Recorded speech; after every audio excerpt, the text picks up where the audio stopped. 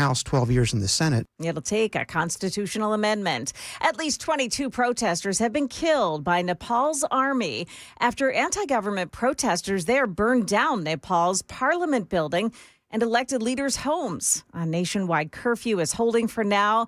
Nepal army ordered the public to turn over their arms and their ammunition.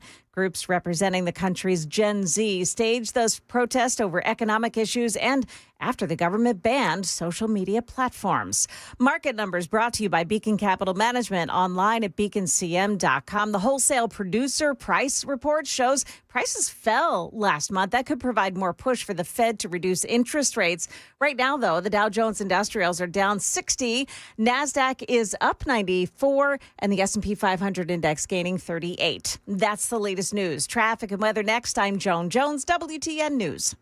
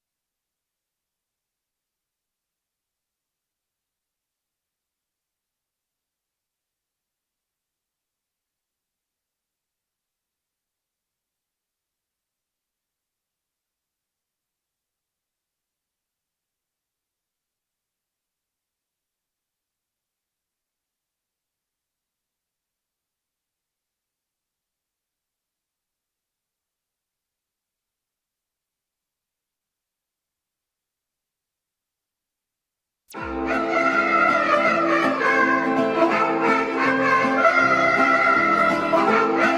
need to build a wall, and it has to be built quickly.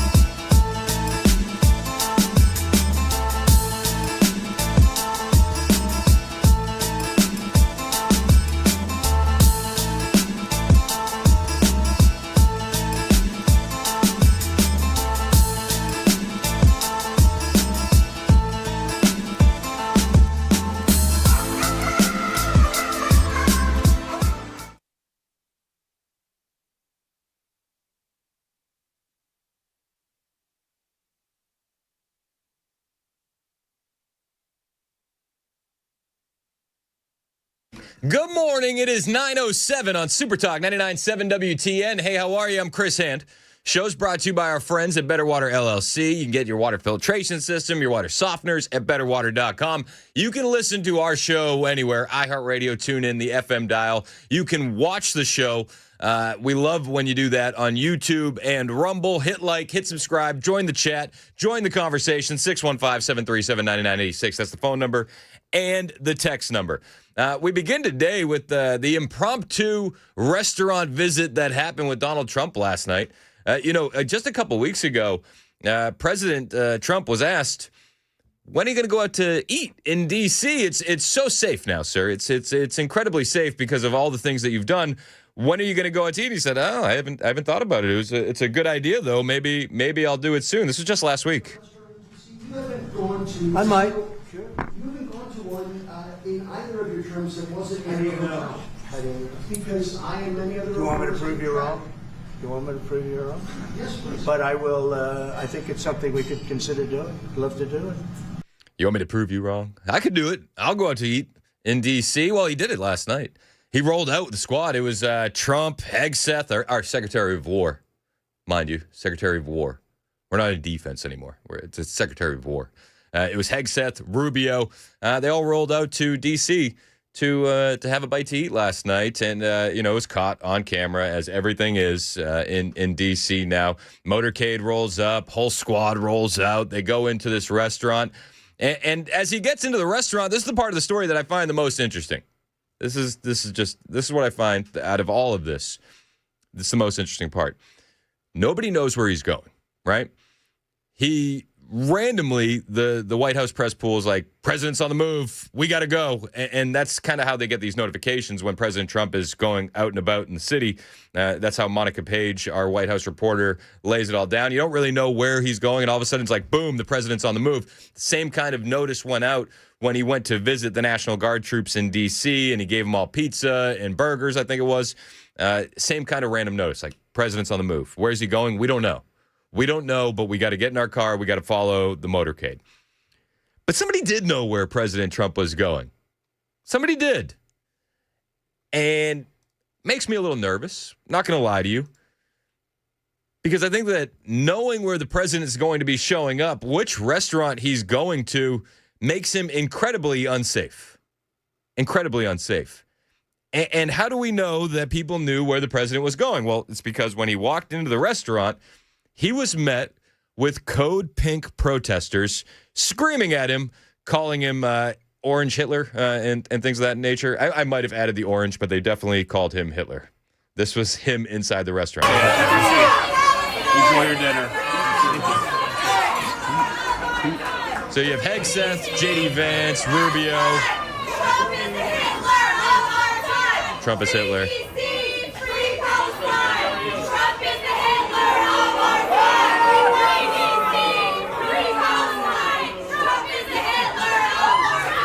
Now, to be fair, and if you're watching on the stream, you're on YouTube or you're on Rumble, you'll see the video.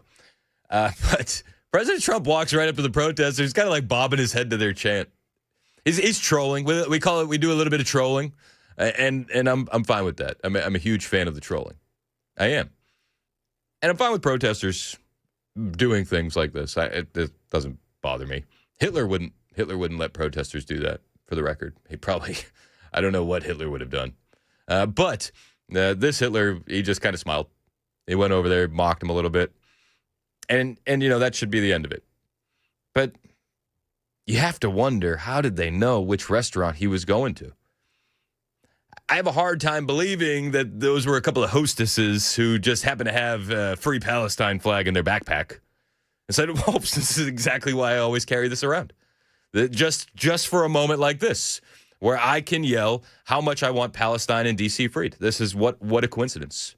It wasn't a happy little accident. Somebody told them where the president was going. And the guy's almost been killed twice, so that we know of. So what the hell's going on? Who's leaking this information? It's a huge question that needs to be asked, and I do think it puts the president in an incredibly unsafe position.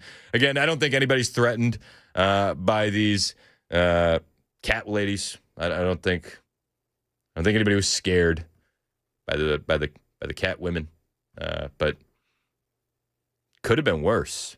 Anna Paulina Luna is demanding an investigation into how these Code Pink member agitators knew President Trump's unannounced schedule ahead of time last night and were able to get in position inside that restaurant for when he arrived. And I think we need to ask these questions. I think that it's important. It was just last weekend where J.B. Pritzker's on with Jen Psaki on MSNBC talking about leakers inside the administration, inside ICE, giving him info on where ICE agents plan to be. This was J.B. Pritzker just a few days ago. Possibly to have that as a place where federal troops are. Do you have any sense even of the scope of the ICE operation that they're planning? Not from ICE. We're getting, again, it's all secondhand, third-hand. There are a lot of patriotic Americans who work in the administration or work at the departments or in the military who have let us know things without, having permission to do so. And so I would call some of that rumor, but, well-sourced rumors. So J.B. Pritzker's bragging that he's got leakers inside the administration. We know that somebody leaked the info on President Trump's unannounced schedule last night, and I just wonder how quickly can we get to the bottom of this? How quickly can we root out the traitors inside this administration? Because those protesters last night were inches away from the president. Inches away. And had any of them wanted to do something nefarious, I think they would have definitely had an opportunity. By the grace of God, nothing happened. And I'm grateful nothing happened. But we need an investigation into this big time. We need to find out who is compromising the president's security. Who inside the administration is compromising the administration in general? When it comes to J.B. Pritzker and the ICE operations, we need some answers. And people need to be held accountable. The guy almost had the back of his head blown off. Can we take this a little bit more serious? I think they need to take it a little bit more serious. On the flip side, I think it's awesome what President Trump did. I love that he went out there demonstrating how safe the city is because of the recent changes that he's made. The crime in big cities has been just a massive topic of conversation, especially with Iryna, the Ukrainian refugee, and what we've seen, the media lack of coverage. And when they do cover it, they blame the outrage on MAGA influencers and racism. But the focus needs to be on these big cities and on these crimes. And, Trump was displaying last night how safe D.C. is, how safe your city could be. In Charlotte, North Carolina, that story is still just gaining a lot of traction. And it continued to gain traction last night. I don't know if you saw this, the whole video. The whole video got released. And it is one of the most heartbreaking things I've seen. I've seen a lot. The videos on the underbelly of the internet don't scare me away. They don't. I tend not to look away. I tend not to wince. I've seen enough of this stuff. I'm a kid who grew up with the internet. Shout out to anybody else who was 15 and found rotten.com for the first time. Like the dark stuff on the internet doesn't scare me. Had a hard time watching the Iryna video, the full video that was released. I was debating playing it on the stream because as much as I wanted to look away, I don't think that you should. I think it's something that everybody does need to see. As heartbreaking and as infuriating as it is. So I think we're going to play it on the stream. And if you want to watch that video, we're going to put it on the YouTube and the Rumble stream during the 9:30 newscast. So you got, 15 minutes notice. Right after Joan Jones' 9:30 newscast, we're going to play that video in its entirety on the YouTube and the Rumble stream. So if you haven't seen it yet, I think you need to. It's dark. It's infuriating. It's heartbreaking. The moment where right after she is stabbed, she curls up into the fetal position and she looks up, and this look on her face of sheer terror and helplessness. My gosh. It's awful. It is awful. Where I think that this audience can handle it, and I think that this audience deserves to see it. So if you haven't seen it yet, we will play it in its entirety after the 9:30 newscast on the YouTube and Rumble stream. So join us there if you want to see it. In the meantime, you gotta, as dark as this stuff is, look for the helpers, right? I saw a story that was pretty cool last night.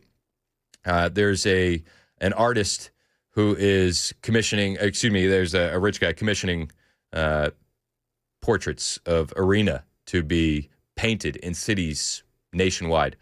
And he's saying that he's going to donate $500,000, this rich guy. Elon Musk stepping in saying, I'll add $1 million to fund each $10,000 art mural of Iryna Zarutska in prominent American cities nationwide. I think that her face needs to be everywhere. And when you look at the murals, they are beautiful, what they're painting. I'll put a picture up on the YouTube stream so you can see. I mean, she was just a gorgeous young girl. Something like this should have never happened to her. The murals that they're putting up, stunning, just gorgeous in so many ways. If you're watching us on the YouTube stream, though, as beautiful as the murals that they're putting up, there's a comment on it that says this is more compelling, and it's a painting of her in that immediate aftermath of the stabbing. The moment where she looks up, terrified, frightened, confused, before she loses consciousness while she's in the fetal position on the train. And the commenter says, this is more compelling. This is more compelling. And I think that commenter is right. That is more compelling. And I think that it's something that every American needs to see. And if we had a media in this country that was serious, you would have already seen it. You would have.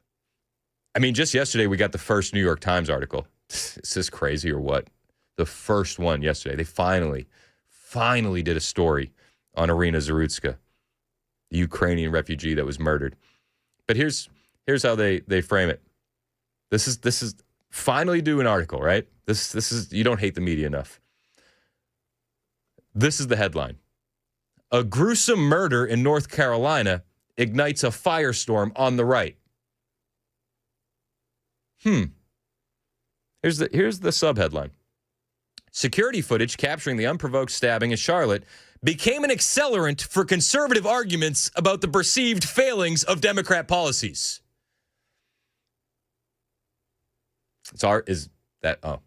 Okay. So we should just look away. That's what the mainstream media wants you to do. And while the media says that, this is an accelerant for conservative arguments, it's like, no, the arguments were there. This is just another freaking example of our arguments. And the more you learn about the judge, the more our argument takes hold that Democrats are failing big cities. They are. They 100% are. Inside that article from the New York Times, it is just, While they try and say that we're racist for highlighting this, inside that article, they do this. They capitalize black, they lowercase white. If you're watching on the stream, you'll see the example in front of you. Black capitalized. The New York Times it was accused of ignoring the story because the crime was committed by a black man, capitalized, against a white woman, lowercase. But we're the ones making this about race. It's just... we could go round for round on this, and we will. There's a lot to get to. Again, if you haven't seen that footage in its entirety, I think you need to. I think it's important, and I don't want you to look away. But I want to give you fair warning. After the newscast at 9:30, on our YouTube and Rumble live stream, I will have it in its entirety for you. If you haven't seen it yet, I think you need to. If you don't want to see it, fair warning, and I completely understand as well. But that's on the way. It's 9:21. This is Super Talk, 99.7 WTN. You're worried about NATO? Yeah, we're busy, B.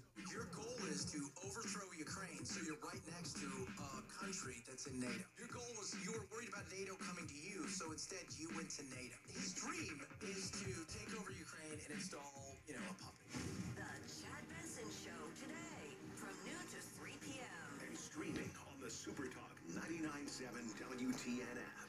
Hey, what's up? It's Chris Hand here for my friends at Busy Bee Plumbing, Heating, and Cooling. These are the guys I use. You should use them too. I can honestly tell you, they'll make things easy for you. They're always affordable, and they're always dependable. I'm a Beehive Club member, so if I ever have any issues with my HVAC or my heater, I get front of the line service. You can get that too by joining the Beehive Club. Right now, they're having their best prices of the year event. Savings buzzing. Here's what I love. If you refer a neighbor, both of you guys are going to get $50 credit when you schedule heating maintenance. That's a win-win. And since it's National Grandparents' Day this month, speaking of that Beehive Club membership, if you're already a Beehive Club member, you can gift a free membership to your grandparents. That's Busy Bee's way of honoring family. If you need a new heating unit, every purchase is going to come with a free 5-year labor warranty. That's huge peace of mind. And here's my favorite deal. Any heating repair or maintenance, Busy Bee is going to give you a free dryer vent cleaning that protects your home and helps your system breathe easier at no extra cost. So do what I did. Call my friends at Busy Bee Plumbing, Heating, and Cooling, 615-775-7833. That's 615-775-7833. Schedule your maintenance today. Find them online, busybeehvac.com.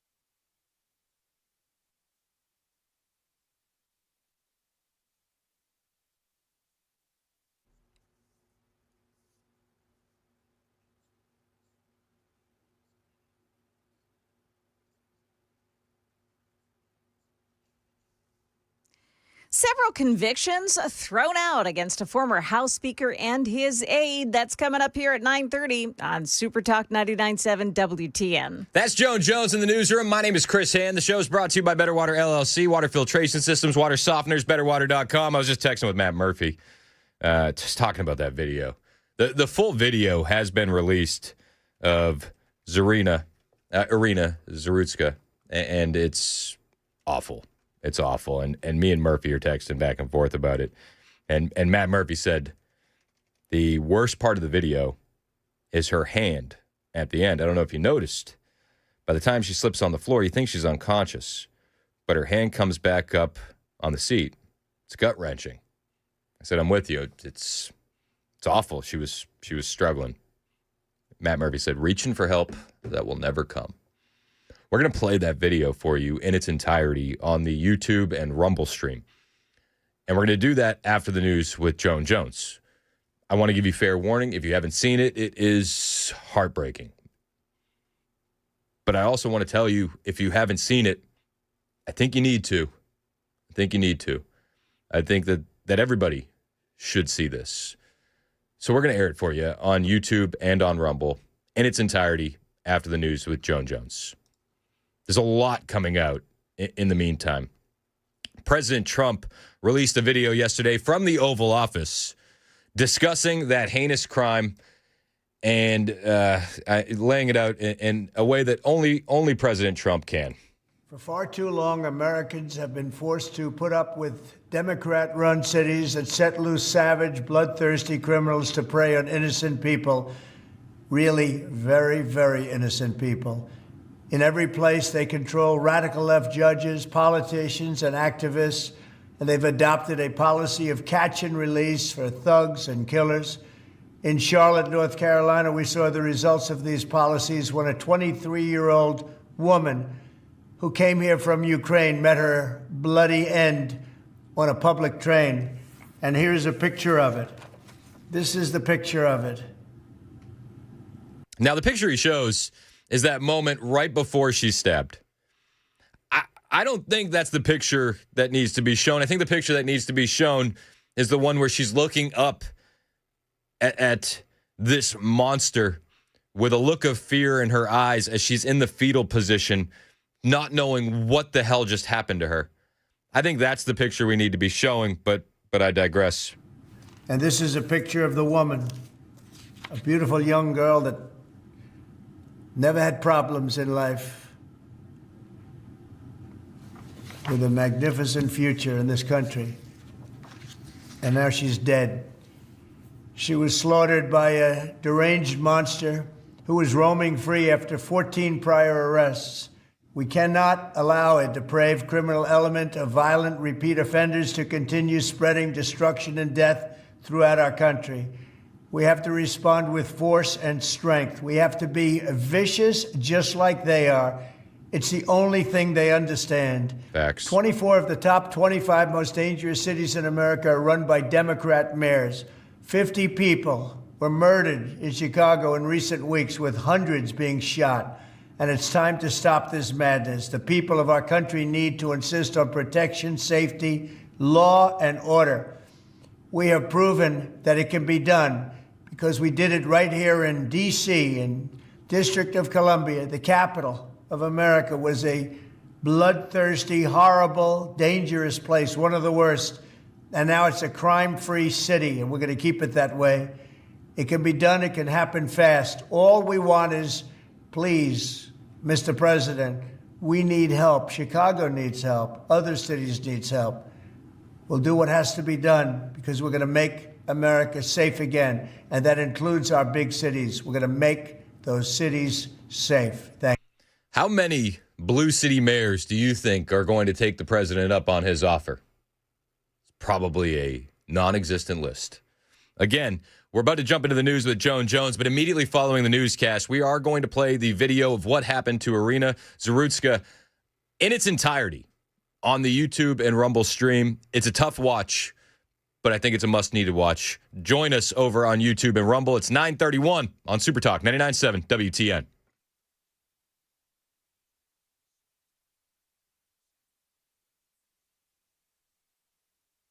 Good morning. It's now 9:31. I'm Joan Jones with your top stories. A judge has thrown out the convictions on 3 of 19 counts against former House Speaker Glenn Cassada and his top aide, Kate Cothran. Channel 4's Danielle Ledbetter. It was granted during a telephone hearing yesterday. Both still face other charges, including money laundering and conspiracy. The judge in the case didn't think the government presented enough evidence that Cassida and Catherine were acting as agents of the state of Tennessee for those 3 specific charges. They'll be sentenced on the remaining charges on Friday. The mayor of Charlotte, North Carolina, has won the primary to serve another term in a landslide. Vi Lyles has been under heavy criticism for responding to the stabbing death of the Ukrainian refugee there, saying we will never arrest our way out of homelessness and mental health. ABC's Alex Mallon says that many blame her for soft on crime policies for the suspect being out on the streets. They believe that this is an instance where they argue that Democratic policies in big cities around the country incentivize letting people who have clear mental health issues out of police custody rather than having them behind bars where they will not be harming people. That suspect, DeCarlos Brown, is facing a felony charge and the death penalty if convicted. A Columbia man pleading guilty to charges that he planned and attempted to use explosives to destroy a Nashville energy facility.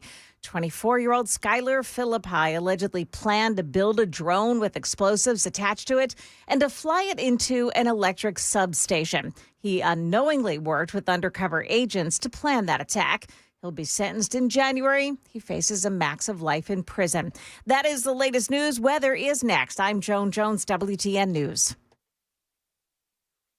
Hey, what's up? It's Chris Hand, 934 on Super Talk 99.7 WTN. Again, don't forget, immediately following this live read, join us on YouTube and Rumble. We have the full footage of what happened to the Ukrainian refugee, the beautiful Iryna, and we're going to play it for you because it's something every American needs to see. Join us on YouTube and Rumble. Real quick, though, I got to tell you about my friends at Zero Res of Nashville. If you need your carpets clean, there's no better company than Zero Res of Nashville. You got to take it from me. I have 4 kids, and I have 2 dogs. We track in a lot of dirt and a lot of mud. We're currently in the middle of baseball season. I swear, the kids are bringing home the baseball dirt now on purpose. It's like they want to build baseball sandcastles. If you run into these kind of problems and you don't know what to do with your carpets, you do now. You call Zero Res of Nashville. They're going to clean your carpets with their exclusive ZR water. No soap, no harsh chemicals, no residue, which means your carpets and your upholstery is going to stay clean longer while looking insanely clean. The kids can sprawl out on the floor. The dogs can roll around. You don't have to worry about what's in the fibers. It's not just carpets. They do air ducts, tile, rugs, upholstery, the works. Perfect when you're taking your home back after baseball season or when you need to clean up during baseball season. Right now, you can get a fantastic price. All you got to do is hop online, zeroresnashville.com, or give them a call, 615-535-9376. That's 615-535-9376, zeroresnashville.com.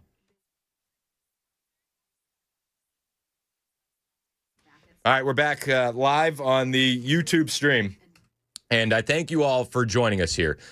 The video that we're about to show you is it's I don't know how to put it. It's dark. It's awful. It's one of those things that I wish I didn't see. But I also am glad that I saw it. And I think that every American needs to see this video and share it far and wide. This was released last night. This is the full attack of Iryna Zarutska on that Charlotte light rail train in its entirety. And then you guys can sound off in the chat and in the comments. What do you think needs to be done to this monster? What needs to be done to the judge that let him free? And what about the bystanders? Let's also, we'll take a second and discuss the bystanders as well. This is the video in its entirety. It's opening the knife.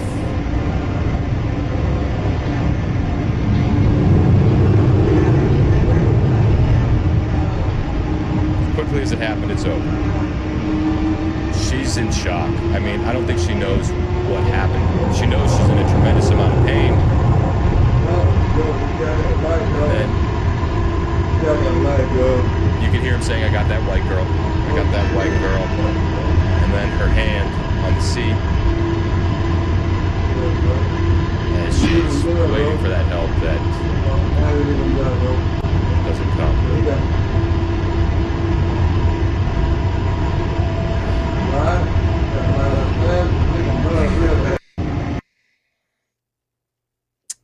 It's a hard watch. That is a hard watch. This is the picture that everyone in this country needs to see. When Iryna is looking up, terrified, in the fetal position, not knowing what the hell just happened to her. You know, we talked a little while ago about the murals that are going up, and I think it's important. I think it's important that we don't let this get swept under the rug, and I think the murals are a big part of that. But they're going to be painting the picture that we've seen of her all over the internet, where, you know, she's all done up, full glam, looks gorgeous, stunningly beautiful.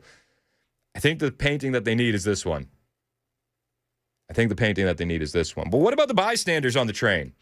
The bystanders on the train, well, they didn't do anything. As you watch in this video, this guy, he just gets up and he just walks away. The woman won't even make eye contact. She's bleeding out. You have 3 more men behind doing absolutely nothing. Absolutely nothing. It's disgusting, really, is what it is. It's disgusting. There was one guy who stepped in to help in the immediate aftermath of the attack. We'll highlight that next. We'll also talk about the judges, and we'll talk about the money flowing into Mecklenburg County when we get back. I appreciate you guys joining us on YouTube and Rumble. If you want more of this exclusive content, hit like, hit subscribe, and make sure you're following us on every platform. Thank you for joining us for this YouTube exclusive.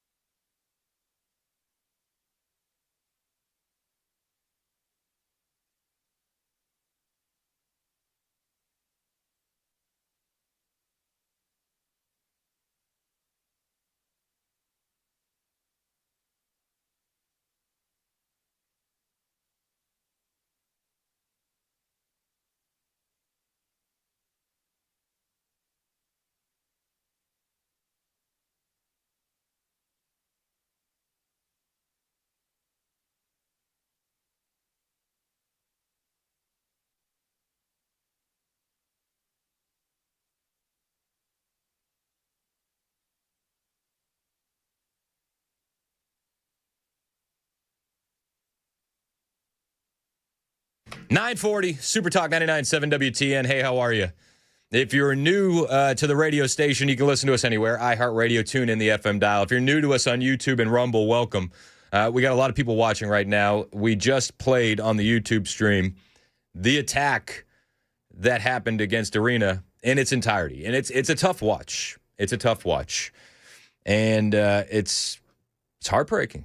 It's heartbreaking in so many ways. And we have more footage that we can play here, on the air as well. It doesn't translate as much if you don't see it in the YouTube stream. If you don't have the video to go along with it, it's tough to do theater of the mind on something like this. It's just so dark. I have a hard time describing it, if I'm being perfectly honest with you.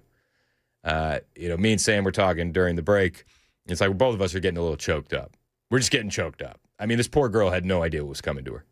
She had no idea. She just wanted to go home from work. And I made the point to Sam, like, I'm never letting my daughters ride public transportation alone. You have kids, and so that's got to be a total emotional, difference to where I'm in the planning stages with my wife on talking about that stuff, and I can't imagine that. So to have that already in place in your life, brother, goodness gracious. I mean, it's heartbreaking. It's heartbreaking. And the other heartbreaking part about it is, like, there's so many people that rely on public transportation. I made the comment during the cross with Dan. I was listening to Jack Posobiec. His wife is an immigrant from Eastern Europe, Tanya. And during his show yesterday, she was talking about, the differences in cultures and in societies. And this girl had no idea what she needed to be aware of. This girl had no idea the level of crime in American blue cities. None. And in Eastern Europe, it's a completely different thing. The train it's completely safe. This stuff never happens. It never happens. She had no idea. No idea. The people around her, though, they knew what kind of danger was around. They know. And you can tell that they're used to this level of danger and crime because none of them react at all. Nobody's panicked. Nobody's shook. The woman who watches it happen sitting directly across from Iryna in the aisle barely even flinches. Doesn't step up to help stop the bleeding. Doesn't pull out her phone to call 911. The four men behind DeCarlos Brown Jr. don't jump up and tackle him and get him to the ground. They didn't do anything. They didn't do anything. And I mean, you can watch it for yourself. She's stabbed. She's frightened. One guy immediately gets up and just walks away. 3 other grown men do nothing. This one woman, she's like, well, it's time for me to move on. She just gets up and walks away as this poor girl is bleeding out on the light rail. It's awful. Awful. It wasn't everybody. It wasn't everybody. And I think it's important to point out there were some people that tried to help. John Machukwu, good friend of mine, Pastor John, he posted this on his X account, and I haven't seen this many places, especially on conservative-leaning accounts. But there was a guy that tried to help Iryna. There was. A black guy at that. And you can see the picture here. He is down there trying to help her. And for that, we got to thank this guy because there were so many that didn't give a damn at all. In fact, one guy is caught on surveillance camera taking out his cell phone to record. Now, this may be an unpopular opinion, but I think that this guy is equally as much of a monster as DeCarlos Brown Jr. Equally as much. It's like, they always say, well, I'm a moderate Muslim. It's like the moderate Muslims watch them throw the infidels off the roof. You know what I mean? It's like I'm a moderate criminal. I'm not going to help, but I will record. It's just ridiculous. It's ridiculous. So we have more surveillance footage coming out, and I don't know how on earth you could pull out your camera. If you're pulling out your phone and doing anything other than calling 911, what the hell is wrong with you? We saw this in Louisville, too, when that woman was attacked by the mob, just haymakered from behind, like real tough. You knock out a woman. Congratulations. But out of that entire crowd, hundreds of people in the street, 1 911 call. 1. Awful. Awful. Again, one guy did help. And I think it's important to highlight that guy. I think that we do need to say it wasn't everybody. There were some really bad people on that train. Really bad people that didn't seem to give a damn that someone's life was literally being taken in front of them. One guy did. He tried to help. I wish I knew that guy's name so I could give him a little bit more credit. But the reality of this situation is this is Democrat policies. This is the result of leftist policies. Stephen Miller on Fox News with Sean Hannity discussing these leftist policies and the destruction that they create. The Democrat Party, Sean, is terrorizing the American people. Just think about what is happening in our major cities, the bloodbaths every single weekend. One victim after another, one shooting after another, one murder after another. When you have Democrat politicians like Pritzker and Newsom that are freeing illegal alien pedophiles, illegal alien child abductors, illegal alien murderers back into our streets to kidnap people, to beat them senseless, to stab them and shoot them to death, this is terrorism being waged against the American people. And then you look at that video that chills our very souls out of Charlotte, that beautiful young woman stabbed to death, murdered savagely on a subway, just trying to get home from work, honestly, fleeing war, only to run into a Democrat war zone here in our country. That monster, 14 prior arrests in and out. The Democrat policies of catch and release for barbarians and savages is truly an act of terror, Sean, against the American people. It cannot be explained unless you deeply, fundamentally hate America. Amen. Mercy for the guilty is cruelty to the innocent. And that's what we see on that light rail train in Charlotte. Mercy for the guilty translating into cruelty for the innocent. Personally, I want this guy publicly hanged. Publicly. Quickly. I don't think that there's any reason why we would need to give him 3 hots and a cot for 4 decades while he waits out his time on death row. I think, given the evidence, he should be publicly hanged next week. Is that an unpopular opinion? Am I the only one that holds that opinion? Seconded. And to your point, Chris, I think there needs to be an adjustment. The entire idea that you're innocent until you're proven guilty was founded during a time where you didn't have video cameras that could record what you were doing. Is it really alleged at this point? No, it's not. It's not alleged at all. I think to your point with the surveillance cameras, no, you're proven guilty. You were innocent until we saw the tape, and now you're proven guilty. How could you argue anything else? And the Democrats are silent, and when they're not silent, they want to talk about white supremacy. Enter Jasmine Crockett on CNN.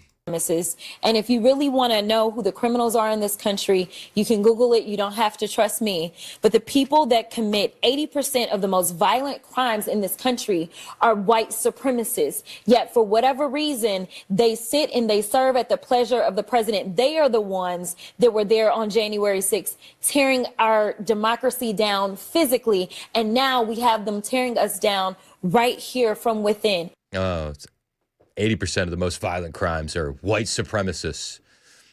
Gonna need a source. Because I don't know. Every time I look at relevant FBI crime stats, the amount of violent crime that's in this country, I don't see the section where they say 80% of it is white supremacists. Have you seen that section? Have you ever met a white supremacist? Like, realistically? Like an actual white supremacist? I haven't. I don't know. It's just weird. 80%. It's a lot of violent crime.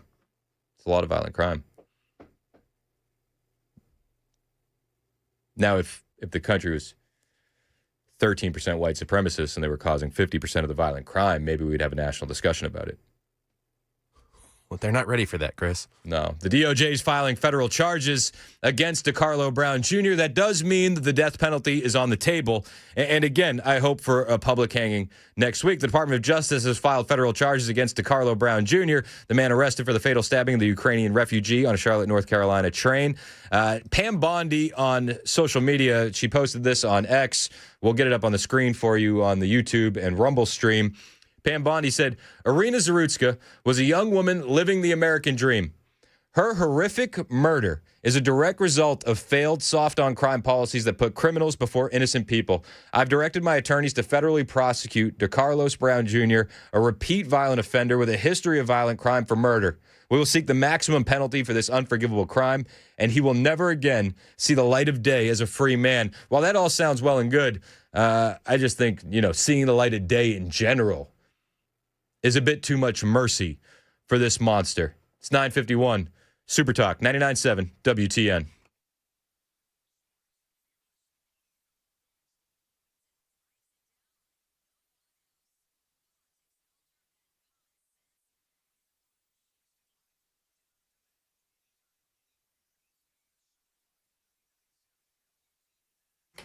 Well, if there's ever been a day to talk about the Glock store, it's a day like today. Your personal safety is going to be your responsibility. And guys, talk to your wives and talk to your daughters about a firearm. It doesn't have to be as scary as they think it is. Show them what happened to Iryna Zarutska. Show them how scary that is. And all of a sudden, the firearm becomes less scary, doesn't it? Now, I love the Second Amendment. But training is an important part of that. And if you haven't been trained or your wife or your daughter hasn't been trained, you need to. Real training, though, isn't just standing in a lane, punching paper targets over and over and over again. I mean, you could do that 5,000 times and never actually be ready. But the Glock store is going to get you ready for real life situations. The Shoot 270 indoor ranges are next level. Real training rooms, not just lanes. You'll work with professional instructors, running drills on multiple targets, learning how to clear rooms in the dark. These trainings are really going to have you ready. Practicing drawing from concealment until it becomes second nature. You need this in your life. Owning a gun is a right, but knowing how to use it under pressure, that's a responsibility. And the Glock store is going to make it so easy for you. Just go to shoot270.com to book your appointment today. And that's it. You're ready to train. Shoot270.com. The Shoot 270 indoor ranges are only at the Glock store, minutes from the airport, worth the drive from anywhere. Schedule your training today. Please schedule your training today. Shoot270.com.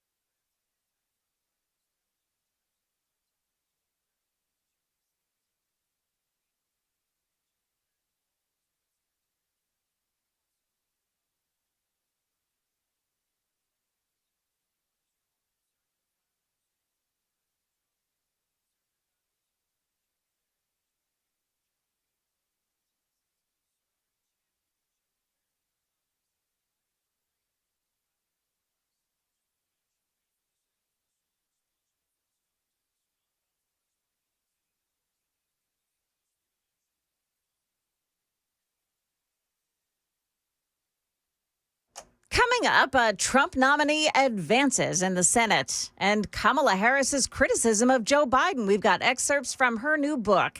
That and more coming up here at 10 o'clock on Super Talk 99.7 WTN. That's Joan Jones in the newsroom. My name is Chris Hand. It's 9:58, Super Talk 99.7 WTN. You can listen to the show anywhere, iHeartRadio, TuneIn, or the FM dial. You can watch the show on YouTube and Rumble.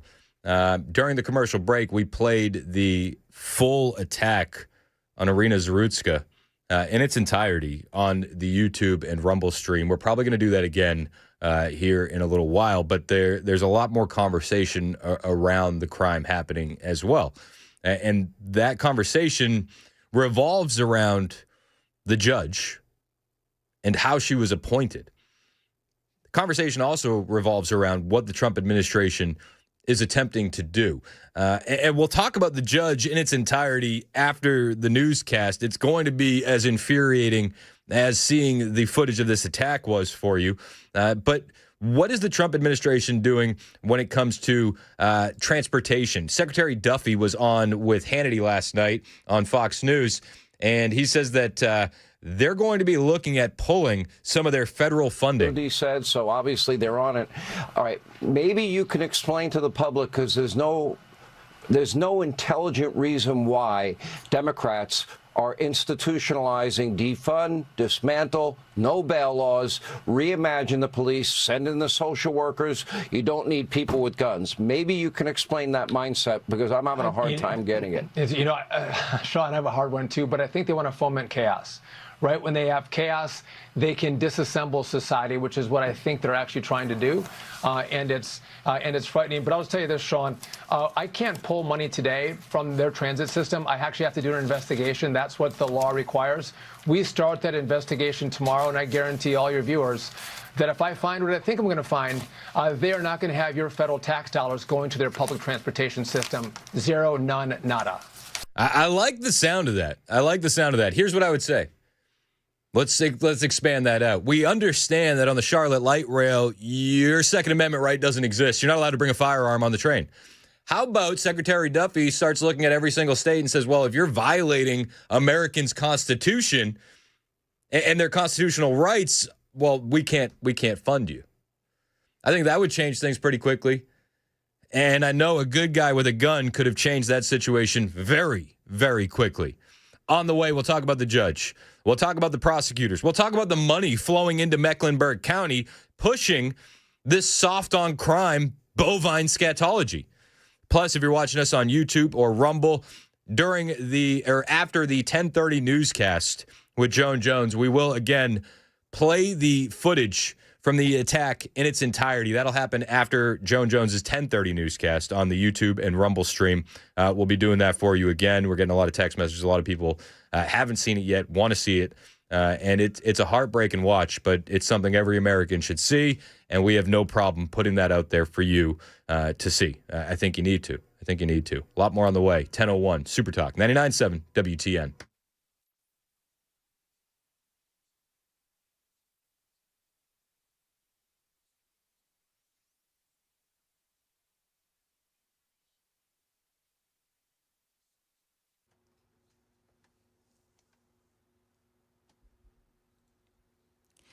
Good morning. It is 10:01, and I'm Joan Jones with your top stories. The Senate Banking Committee has just voted this morning to advance President Trump's economic advisor Stephen Miron's nomination to fill a vacant seat on the Federal Reserve's Board of Governors. Democrats have been demanding that Miron resign as the chairman of the Council of Economic Advisors if he is confirmed. That has not been agreed upon. A federal judge in Washington ruling in favor of Lisa Cook, the Federal Reserve Board member that President Trump has tried to fire. The White House says it will appeal. Judge Gia Cobb, a Biden appointee, said allegations of mortgage fraud in the years before Lisa Cook joined the Fed cannot constitute cause for her firing. The judge said Cook is entitled to due process, and she said it would be absurd to argue that President Trump's decision to fire Cook is beyond the reach of the courts.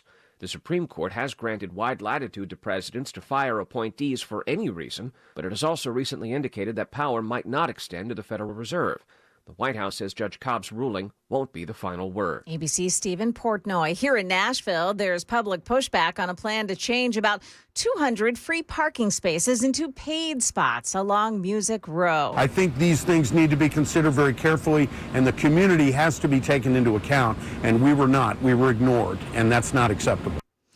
But Channel 4 says this will also lower parking rates along Music Row to $1 an hour. In her new book, Kamala Harris calls Joe Biden's decision to run for a second term recklessness. Also in this excerpt, for the first time, Harris expresses deep resentment towards the Biden White House. She says President Biden's advisors fueled negative stories about her in the press, that they refused to defend her against attacks from Republicans, and that they never really gave her a chance to succeed as vice president.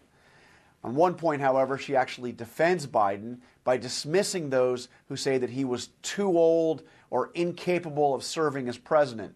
But she says at 81, Biden got tired. ABC's Jonathan Karl. Inflation at the wholesale level eased a bit last month as measured by the Producer Price Index. The cost of goods and services up the supply chain from consumers declined to 2.6% on a yearly basis in August from the 3.3% recorded in July. The Bureau of Labor Statistics attributes much of the decline to a drop in the cost of machinery and equipment wholesaling. Tomorrow, the BLS releases the more closely watched Consumer Price Index for August. That's ABC's Jim Ryan. And just crossing the wires this morning, the Labor Department's internal watchdog will launch a probe of the Bureau of Labor Statistics collection data on the way it does collect that data. That is the latest news. We've got your weather up next. I'm Joan Jones, WTN News.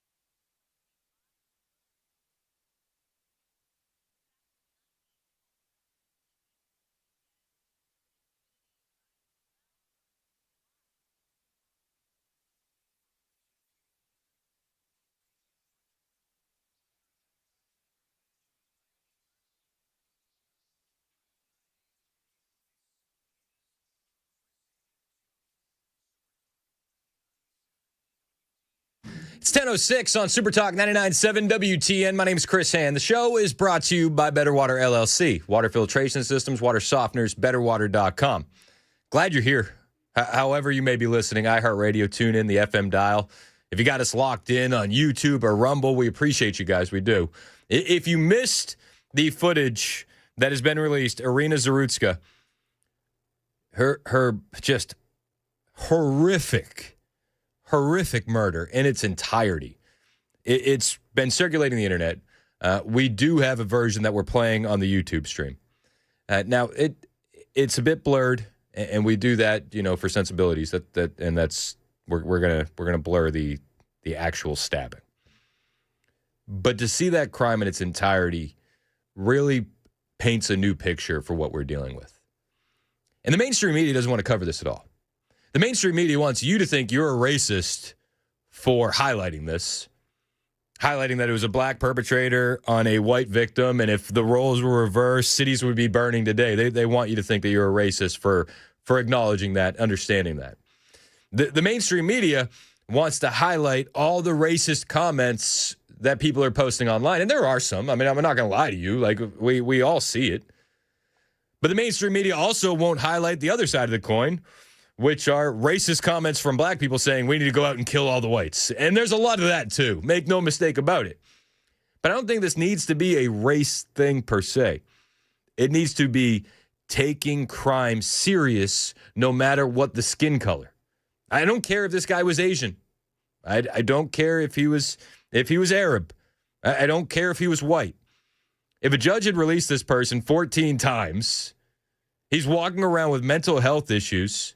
He's calling 911 saying that the government made him eat something and now he's under control because he's got bugs in his skin. He's schizophrenic. He has no business in a polite society. None, regardless of the color of his skin. And it's the leftist policies that allowed this criminal to walk free. We know that. We understand that. But we're learning more. We're learning a lot more. Like the MacArthur Foundation. The MacArthur Foundation is a left-wing think tank. You got to love a good left-wing think tank. And the MacArthur Foundation, they actually gave $3.3 million to Mecklenburg County, that's the county that has Charlotte, North Carolina, to reduce the prison population. That's odd. That's a bit weird. Why? Why would they do this? We don't really know. We don't really know. I think it's a lot of the white guilt. I think that's what you're seeing going on. And I think stories like this, they close the white guilt. That nobody's feeling white guilt anymore over these stories. I'm not going to feel bad for criminals getting treated like criminals. The MacArthur Foundation, they wanted to give $3.3 million to Mecklenburg County to reduce the prison population. Awesome. Hope the money was worth it, guys. Hope the money was worth it. Hope you put it to good use. Hope you put it to good use. The judge who released DeCarlo Brown Jr., she actually doesn't have a law degree actually, at all. Never passed the bar exam, not a licensed lawyer in North Carolina. This is shocking, and apparently this happens quite a bit. It happens quite often. It's actually happening in 32 states. You don't need a law degree to be a judge or a magistrate. And in the county where Iryna Zarutska's killer was released, 80% of the magistrates lack that. It's 32 states. 32 states. Tennessee's one of them where you don't have to have a law degree. It's crazy. To that point, with the magistrates in Tennessee specifically, what it's designed to be is when you get brought into jail and the officer explains, this is what I caught them doing. This is my probable cause for arresting them. The magistrate is basically just supposed to read from the book. They are just there to read from the book and go, okay, well, that fits this. And here's what your bond is. And that's the initial thing specific to Tennessee. I don't know how it works in other states. As a son of two attorneys, I know that's how it works here. And then you go to general sessions. Then you get your actual bond. You get arraigned on the charges. But to have the authority to set someone free is way out of bounds on their power. Yeah. It's insane. And it also speaks to the crisis that we have in this country where, like, is mental health a good enough reason to release somebody? His own brother said no. I don't think it is.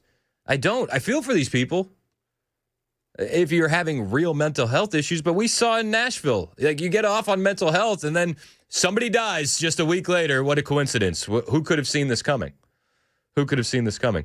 But the judge doesn't even have any law experience. She does own a wellness center where she sends these guys. That's weird. That's weird. Pam Bondi last night on Fox News was talking about the DOJ taking over Iryna Zarutska's murder case. And this is Pam Bondi breaking it down last night. We are going to prosecute him to the fullest extent of the law. We have taken the case because it's murder on mass transit. Progressive DAs cannot handle this case. The progressive DA in North Carolina in Charlotte, his name is Spencer Merriweather. He believed in letting him sign a written promise to appear. He participated in passing that, agreeing to let criminal defendants sign a written promise to appear in court. That's what he was allowed to do in July. And they knew he was schizophrenic. Which personality signed the note? I mean, honestly. Weeks later, he murdered Iryna. Unbelievable that this happened. No longer. We have jurisdiction now. We will not let a progressive DA keep this case. Justice will be served. He'll be prosecuted to the fullest extent of the law. He had 14 prior arrests. He had been to prison before for assaulting someone, robbery with a firearm. He had had 3 assaults, 1 on a woman, not charged, yet he made multiple 911 calls again, gets arrested, and was told to appear because he wrote a written promise to appear in court. Had he been held in custody, she would be alive today. And that's really the meat and potatoes of the story. If you didn't have soft on crime policies, we wouldn't have this young woman being viciously murdered on a train in Charlotte, North Carolina. Jerry in Lebanon, you're up first on Super Talk. What's up, Jerry? Oh, doing great. Got a question about this. Whatever happened to the 3 strikes and you going to jail?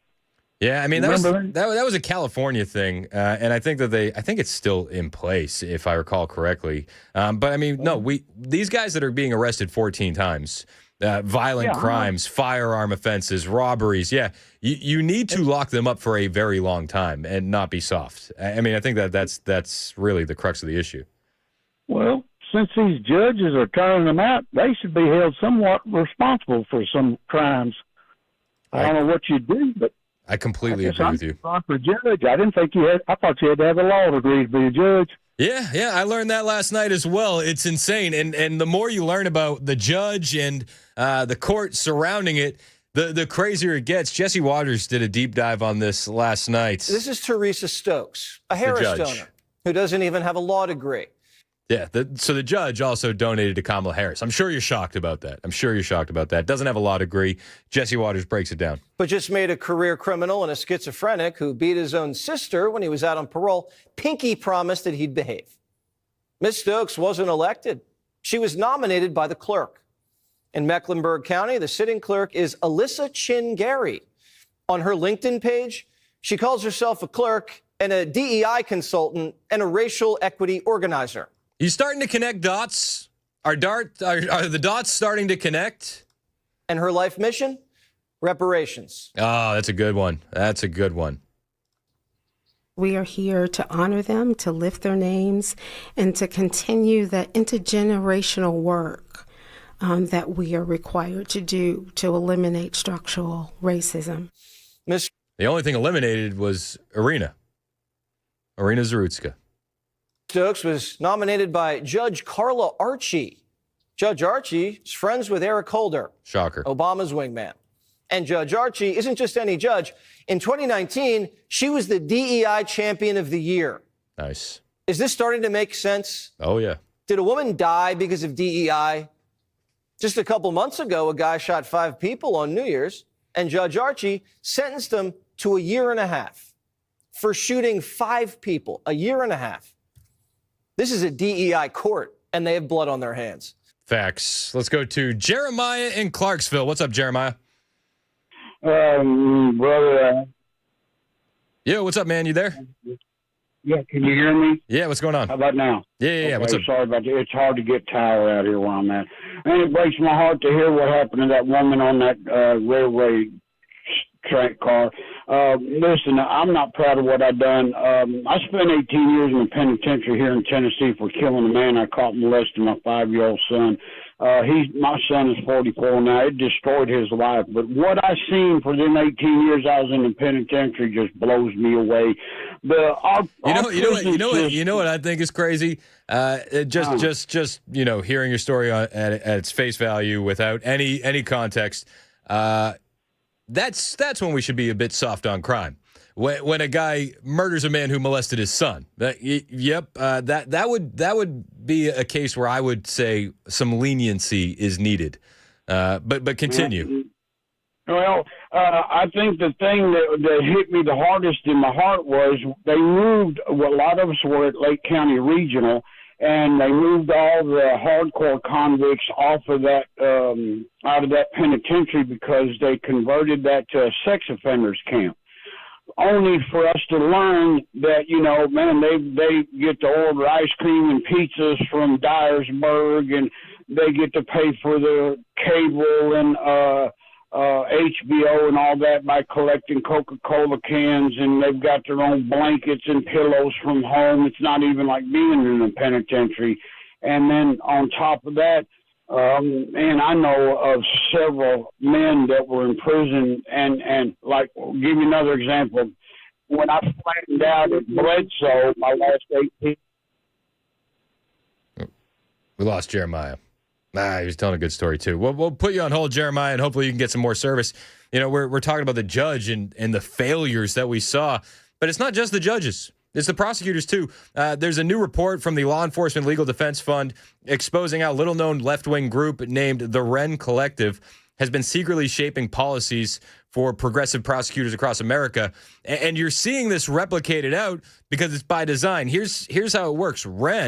This Wren Collective group writes the policy for these Soros prosecutors. They literally ghostwrite press releases, op-eds. They coach them. They give them crisis PR. They give them donor connections. And they do it all on the promise of no billing and no publicity. So what you're getting with a lot of these Soros DAs is voters think that the DA is coming up with new reform. They think they're coming up with new ideas, new stories, when in reality, it's outsourced to activists with donor cash behind them. You heard a lot about Project 2025. Ooh, anything but Project 2025. But this is what we're seeing from the Democrats. This is their Project 2025. This is how they've changed all the policies in these big blue cities, and this is how we know it. FOIA requests, leaked emails showing Wren attorneys sending full policy packages to newly elected DAs. In Portland, DA-elect Mike Schmidt got model policies on bail reform, plea deals, and probation written for a Virginia prosecutor before he was even sworn in. In Orlando, the DA literally sent the forensic files of a murder case to the Wren Collective group so they could edit her memo about why she wouldn't prosecute a 17-year-old killer. Wren staff basically are shadow employees in DA offices, even sitting in weekly strategic meetings. The LELDF report says that the Wren Collective has ties to 40 prosecutors from across 22 states. These are the Soros prosecutors. These are those policies in action. It's crazy, and it matters. It matters. The prosecutors are the last line between criminals in the streets, and when their policy memos are being ghostwritten by activists, voters aren't actually getting what they voted for, except in some cases when the leftists are really loving all those policies. But they're getting prepackaged agenda. They're getting cookie-cutter leftist activist agendas implemented. That's all we get from the left. Cookie cutter. Whether it's judges, prosecutors, mayors, governors, senators, even the president. They use these idiots so that way they can push their agenda behind the scenes. They just want an idiot that they can control. And when you look at what's going on in Charlotte with the magistrate, the judge that appointed her, the mayor, these are idiots that are being controlled. And the results are predictable. We get soaring crime, revolving door justice, soft on crime reputations. It drives good people out of blue cities and blue states. And we're seeing this happen in real time. And the left and the mainstream media, they want you to think you're racist for noticing. Interesting. It's 10:21. A lot to cover. More of your phone calls on the way. 615-737-9986. Again, I want to make a note. After the 10:30 newscast with Joan Jones, if you join us on Rumble and YouTube, we will play the incident that happened on that train, the murder of Iryna Zarutska in its entirety, because it's something that every American needs to see. It's heartbreaking. It's tough to watch, but I think people need to see it. Join us on YouTube and Rumble. We'll play that in its entirety after the 10:30 newscast. There's still a lot more on the way. More of your phone calls as well. 615-737-9986. This is Super Talk.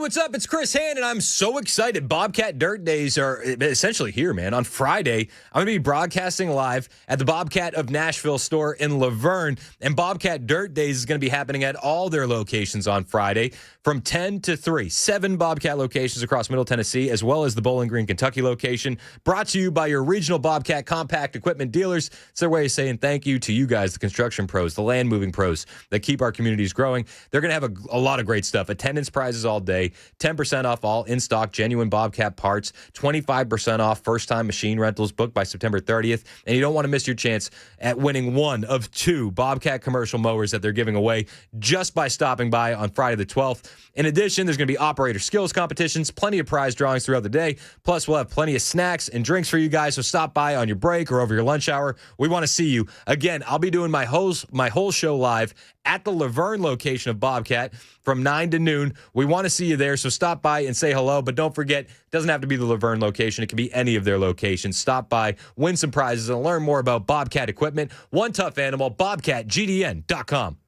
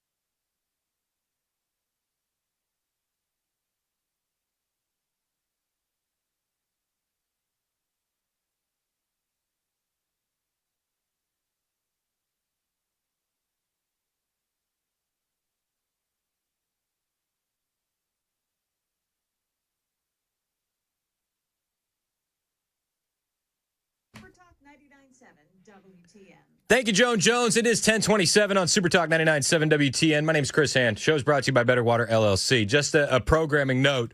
Join us on YouTube and Rumble. If you haven't seen this video yet, after the newscast with Joan Jones at 10:30, we will play in its entirety what happened to Iryna Zarutska on that train. It needs to be seen. It's a tough watch. I'm not going to lie to you.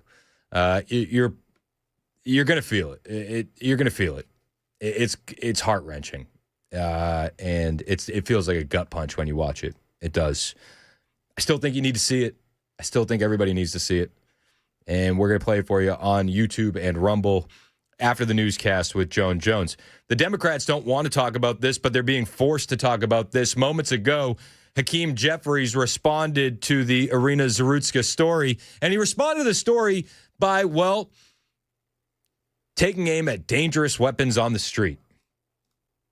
A horrific situation, and we should continue to examine thoughtful and decisive ways to drive down crime in the United States of America. In my view, we have to support local law enforcement. I mean, that's a change, considering what Democrats like Hakeem Jeffries have been spewing for years and years and years. Defund the police, and we're done with defund the police now? Is that what we're done with that? Oh, okay. I mean, honestly, I'll welcome it. But do you believe that this is a genuine, we need to support local police? Not cut grants to local law enforcement, which is what House Republicans have done. Support local law enforcement, decisively surge resources into addressing mental illness, make sure we can get as many dangerous weapons off the street as possible. Are we going to ban knives now too, Hakeem? You're lambasting Trump for cutting grants. Give me a source, for starters. Give me a source. Who is more pro-police, Hakeem Jeffries or Donald Trump? Is this the route we're going? Everything is Orange Hitler's fault? That's what we're doing? Yep. And find new and creative ways to secure the safety of the American people who take mass transportation. I grew up in Brooklyn. We need new and creative ways. New and creative. I mean, again, we don't need new and creative ways. We need to enforce the laws that are on the books. This is we've seen this time and time again. Yes, Democrats don't enforce the laws. Then Democrats say we need new laws and policies to fix things. Then Trump says, well, I'm just going to enforce the ones that are there and things get fixed. We need creative solutions to keep people safe on trains. I have a creative solution. How about we start letting people carry on those trains? It's pretty creative. I think it would make a big difference. I do. I think it would have made a massive difference. If a couple things. First, Iryna needed to be a bit more situationally aware. And I know that that's a harsh thing to say. She wasn't ready for the crime level in American cities. She's an Eastern European immigrant, a refugee from Ukraine. She was not ready for the level of crime in these blue cities. We got to help the immigrant population understand the dangers that they're facing out there, for starters, especially as a young woman. Secondly, if she had a firearm and she had that situational awareness, that guy would have been dead. And I think that's what needs to happen to him relatively quickly. If you have not seen the footage of the attack, you need to. And we're going to be playing it for you on YouTube and Rumble. Just search for Supertalk 99.7 WTN on YouTube or 99.7 WTN on Rumble, and we'll play it for you after the newscast with Joan Jones, which is starting right now on Supertalk.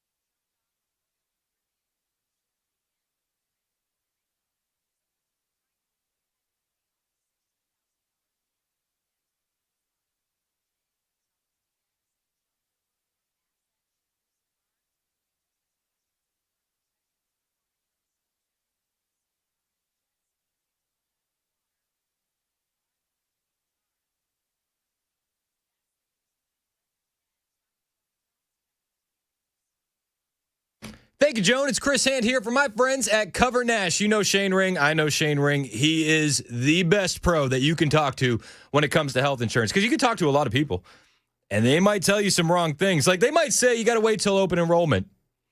That's a huge myth. You know you don't have to wait till open enrollment to get better health insurance, right? That's just what the big guys want you to think. With Cover Nash, you can get covered right now, today. No waiting, no gimmicks. Maybe you missed open enrollment last year. Cover Nash has you covered. Maybe you lost your job, so you lost your coverage. Cover Nash has you covered. Maybe you're just sick of overpriced junk insurance. Well, you're in the right place. Cover Nash partners with over 75 top-rated insurance companies, including brand new nationwide PPO options with deductibles as low as $250, flat $50 doctor visits, even for specialists, ACA-compliant plans with free preventative care, physicals, colonoscopies, the works. Plans for individuals, families, self-employed folks, even small businesses. Stop overpaying, stop waiting, and stop thinking that you're stuck. You're not. Call Shane Ring today. 615-465-0023. Shane Ring and Cover Nash will take care of you. 615-465-0023. CoverNash.com.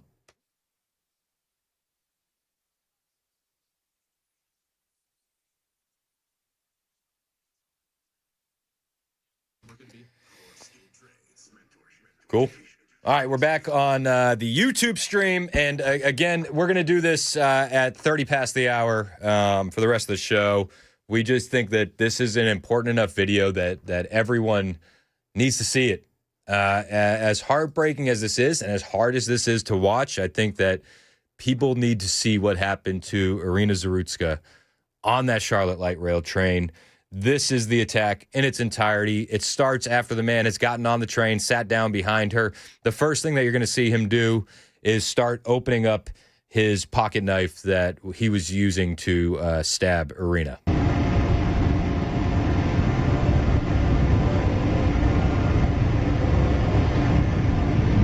It's awful. Freeze it right there. That's the face of big city crime. That right there. That's why we need to go help these big cities. Right there. That look. I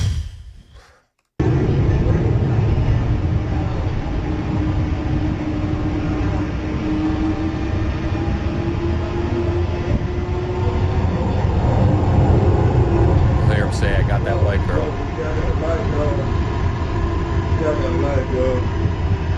Slumps over her seat. This is the heartbreaking part. As you watch her hand, Matt Murphy pointed this out to me. He said, she's not unconscious yet, and she's reaching for help, and it's help that doesn't come. It's a tough watch. It's a tough watch, but I think people need to see it, and people need to see the bystanders doing absolutely nothing. Nobody springs into action to help this girl. Nobody. And that could have made a difference, man. I don't know if it would have made a difference, but it could have. It could have. Black Lives Matter has made an official post about this, and we'll talk about it when we get back into the show. It's going to make you mad. It's going to make you mad.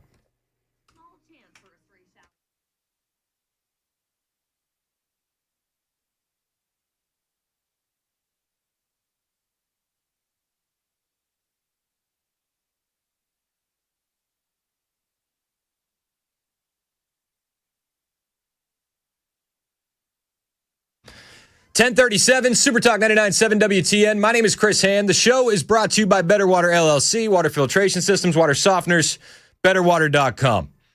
We just played the attack of Iryna Zarutska in its entirety on our YouTube and Rumble stream. If you haven't seen it yet, it's something that you should see. I think every American should see it, and we'll be doing it again on the YouTube stream after the 11:30 newscast. So stay tuned for that. Join us on YouTube and Rumble. Find us there and subscribe for more exclusive content. We do appreciate it. This thing is horrifying. It's horrifying on so many levels. It's horrifying that nobody jumps up and tries to administer aid in the immediate aftermath of the stabbing. It's horrifying that this poor girl bled out alone and died. It's horrifying when you hear reports that her father's not going to be able to make it to the funeral. It's not. And that was a gut punch to me. I mean, as I watch these videos, I think about my daughters, and I put myself in that guy's shoes, and man, he can't go. He can't go. The reason that Iryna Zarutska's father can't come to the funeral is because he is of war-fighting age in Ukraine. So he can't. Now, I will say this. The U.S. State Department and the Ukrainians had talked, and they discussed getting Iryna Zarutska's body back over to Ukraine for a proper burial with her family. And the family declined. And the family declined because they said, no, she loved America. We're going to bury her here. We won't mind me sharing, but after Iryna's death, the embassy in Ukraine called and said, we'll help you bring her home. And her family said no. They said she loved America. We're going to bury her here. So I think we can give her an America to be proud of. As Mr. Barnacle said, something here is broken, and we're here to fix it. We're happy to take your questions. I mean, you can tell even that gentleman gets a little choked up. I don't know how you don't. So she's going to be buried here. And I just wonder, is she going to get the hero's funeral that George Floyd got? You know, the 17 funerals, the golden casket. That's what she deserves. She deserves it a hell of a lot more than George Floyd deserved it for his fentanyl overdose. A hell of a lot more. But let's not point out the race. Let's not do anything like that. Let's not make this a race issue, right? Except for the fact that Black Lives Matter has entered the chat. And Black Lives Matter posted after the murder of Iryna Zarutska that oppressed people have a right to violence. They posted this on their official Instagram account. Is this as tone deaf as I'm taking it? This is 100% on purpose, right? This is by design. They posted this for a reason, right? And oppressed by, he's been let off every other time he's been in trouble. That's how you oppress people. Right. But listen to this. Black Lives Matter, their official account on Instagram, posted this. We have a right to violence. All oppressed people have a right to violence. And I want to tell you something. It's like the right to pee. You got to have the right place. You got to have the right time. You got to have the appropriate situation. And I'm absolutely convinced that this is it. Huh. Is it now? Is it? When are we gonna label them a domestic terrorist group? What the hell has Black Lives Matter done for any inner city youth? Have they built any schools? Have they built any playgrounds? Have they done anything other than enrich their founders, their commie, socialist, lesbian founders? Has anybody got any answers for me? Have they built a school? A playground?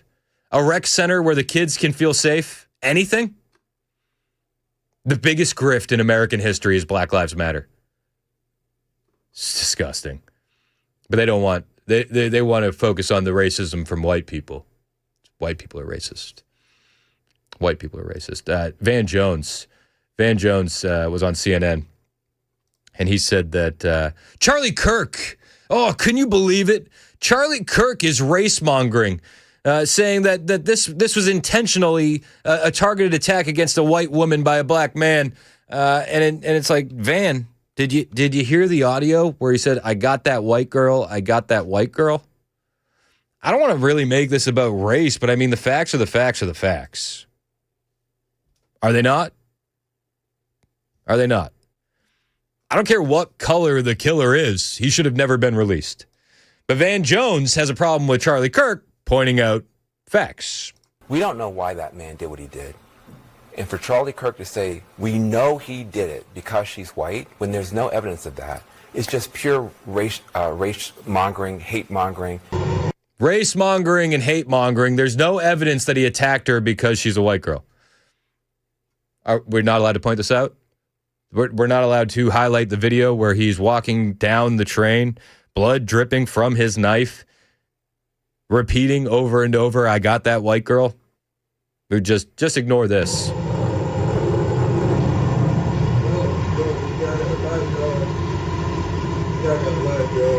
Got that white girl. Got that white girl. Ignore it. Ignore it. That could mean anything. Could mean anything. And ignore Black Lives Matter, saying that oppressed people have a right to violence. Ignore that. That could mean anything. It could. Who knows what they were posting about? Who knows? So just a happy little coincidence. Megyn Kelly responded. Megyn Kelly, if you can throw the tweet up on the screen, she used a little bit more colorful language than I can use due to FCC regulations, but we'll edit on the fly. She said, F BLM. It's bovine scatology, DEI, criminal justice reforms. The knee-bending, candy-ass judges, DAs, polls who went along with the lies about racist policing and who created the revolving door for criminals arrested dozens of times and for the clearly mentally ill and dangerous, all at unspeakable costs to the innocent young women of America. F them all. I don't know how you can say it better. Again, Black Lives Matter. Hey, you had an opportunity to do something good, but you didn't. You just enriched yourselves. Who's oppressing who? And they didn't even pick a good martyr in that instance with George Floyd. No. Multiple arrests, assaulting a pregnant woman, known drug user. What are we doing? He overdosed on fentanyl. He was crying for his mama. It was his girlfriend who was at the scene of the crime, who was saved in his phone as mama. Like these things are so debunked, but it's tough to combat the mountain of reverberation from mainstream media on what the facts are, because they twist and bend and distort reality. It's crazy, man. It's crazy. Meanwhile, Charlotte Police Union is slamming their mayor for woke policies, which they should, which they absolutely should. She just won her primary last night. Did you see that? What? Yeah. The primary for mayor was happening last night, and she won the Democrat primary. Okay. Do it to yourselves, people. Yep. Honestly, it's crazy. She won her primary. Hey, nothing says you're doing a bang-up job like that, right? Crazy. Establishment media is still doing their best to avoid this. They're pointing fingers at right-wing influencers, at MAGA influencers, because we have the audacity to highlight facts. That's really what it boils down to. The North Carolina GOP is demanding the firing of that judge with no law degree that didn't pass the bar exam, who freed accused murderer of Iryna Zarutska. North Carolina's Republican House delegation, Breitbart has a story, Republican House delegation is demanding the firing of the judge who freed that accused murderer. Each one of North Carolina's 10 House Republican members signed the letter calling for the formal proceedings for Magistrate Judge Teresa Stokes' removal after she released the accused DeCarlos Brown in January of 2025 based solely on a written promise. It was just an IOU to get out of jail. A written promise to appear at a future court date. Congressman Tim Moore said, today I led a letter calling for the removal of Magistrate Judge Teresa Stokes, who released a 14-time offender who went on to murder Iryna Zarutska in Charlotte. This tragedy was preventable. There must be accountability, and North Carolinians deserve better. The letter states that he was released despite Brown's extensive criminal history, which included at least 14 prior offenses, serious offenses, such as possession of a firearm by a felon.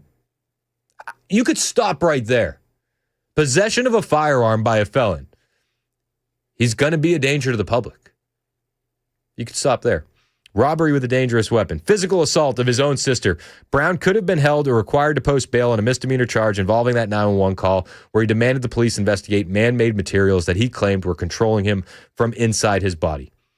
The letter states, Ms. Zarutska's murder was not only a profound personal tragedy, but also a direct result of a failure of judicial responsibility. By releasing a repeat violent offender on nothing more than his written promise to appear, Magistrate Stokes displayed a willful failure to perform the duties of her office and engaged in conduct prejudicial to the administration of justice.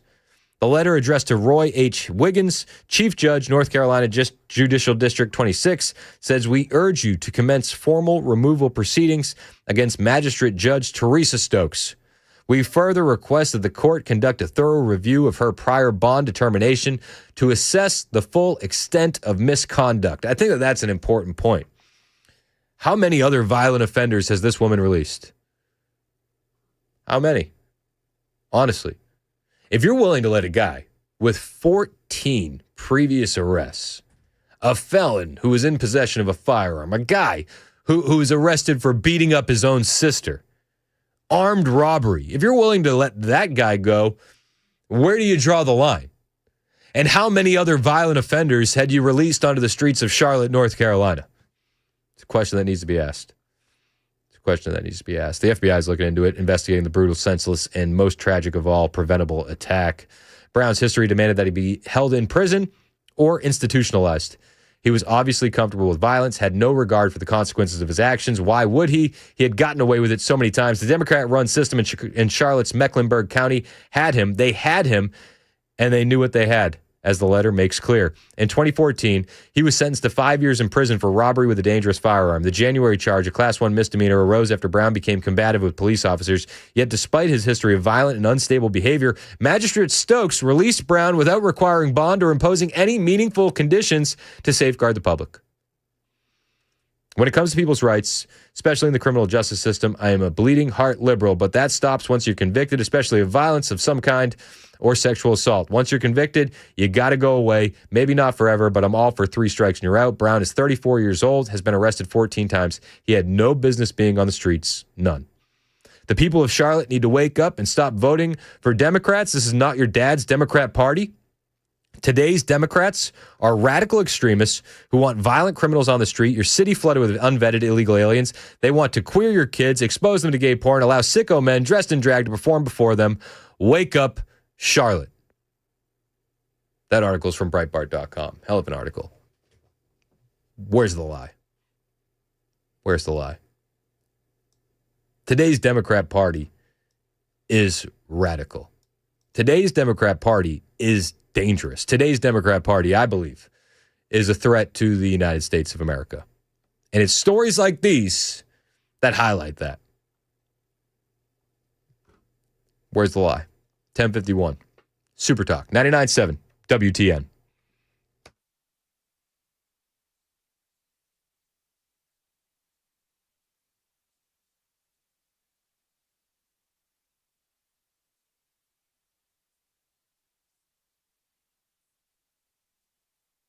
Hey, what's up? It's Chris Hand here from my friends at Zero Res of Nashville. I talk about them all the time because I use them all the time.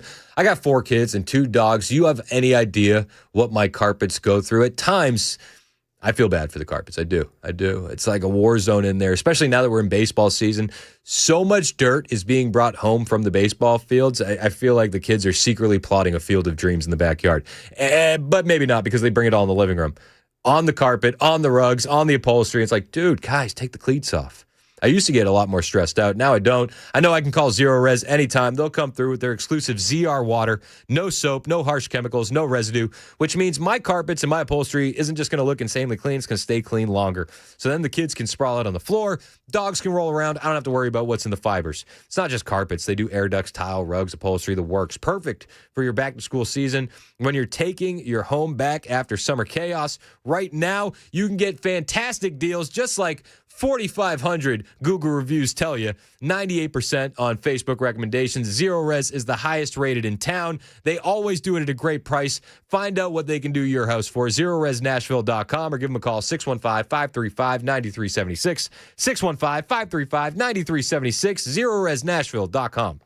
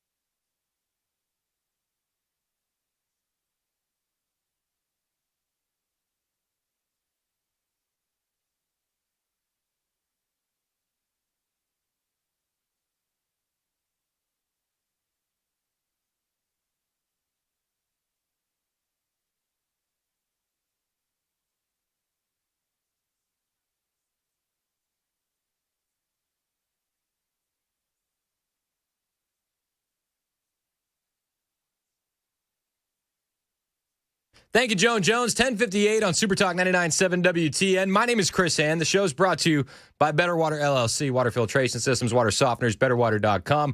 We got a lot of new people on the YouTube stream and on the Rumble stream. Thank you for finding us. Hit like, hit subscribe, and keep with us. We do this every day, 9 to noon, and we got a lot of live streaming to go. Chad Benson in after me, Matt Murphy in after that, and we'll be updating you on all the latest of the day. As it stands right now, I feel like we've covered the Iryna story as much as we can, as much as I can take. It is such a heartbreaking story that it's a mental lift to keep doing it. I thought it would get easier the second time you played it on the stream, and it got even harder. It doesn't get any easier. I spent way too much time watching and analyzing that video last night and thinking about the women in your life who could have been in that situation. It's been burned into my mind. If you didn't see the video, if you haven't seen the murder of Iryna Zarutska in its entirety, I do think you need to see it. I do. We'll play it on the stream on YouTube and Rumble again. Coming up after the 11:30 newscast. Just in case you haven't seen it, I think you need to. That being said, on the way, we do need to talk about some other things happening in the country currently. Is the National Guard on the way to Memphis? That's a conversation that a lot of people want to talk about. We know the National Guard and ICE are stepping up enforcement operations in Chicago, Operation Midway Blitz, happening currently. We also got Big Pharma seething. There was a huge deal that happened yesterday when it came to advertisements and pharmaceutical companies. We'll talk about that on the way as well. A lot to cover, not enough time, but hang out with us. It's Super Talk 99.7 WTN.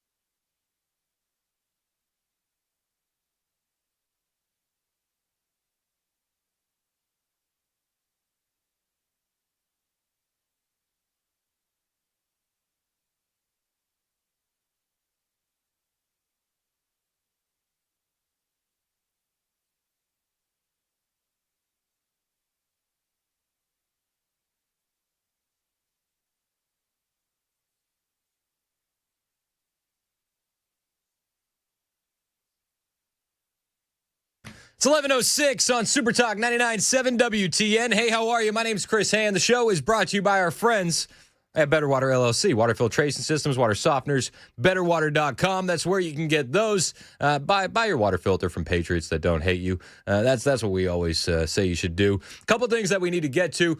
First, I want to talk about the release of the Maha report, and then we'll talk about Operation Midway Blitz and ICE enforcement operations around the country.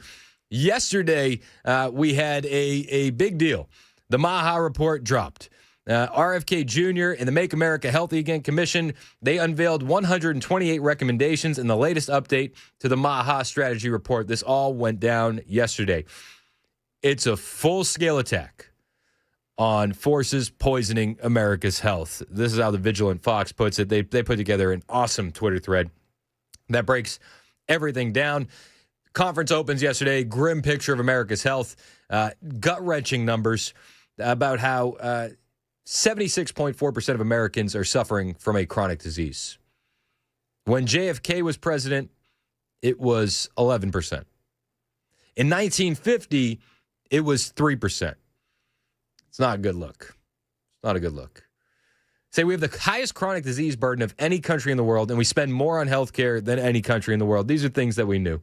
We've lost 6 years in lifespan and longevity to Europe in the past 20 years. Our girls are hitting puberty 6 years earlier than historically known. Our young men have sperm counts that are half of what they ought to be. They have testosterone levels that are half of what they ought to be. Diabetes in this country is now endemic, not just epidemic. It's everywhere. 38% of teens are now diabetic or pre-diabetic. RFK says when he was a kid, it was 0. Autism rates, that's a big one. What was once less than 1 in 10,000 in 1970 is now 1 in every 31 kids today. RFK makes the case that it's a national security issue at this point. It is. That's factual. 8 out of 10 young men cannot qualify for military service. That's national security. That's economy.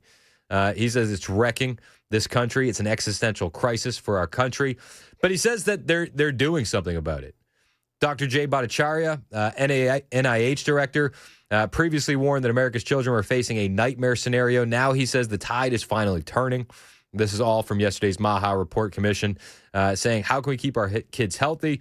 What we have in this report is a commitment of this administration to address those questions with gold standard science and to provide them answers to that so that when we look back years from now, we'll say this was the dark days. And in fact, America's children will look forward to a brighter future, healthier and more.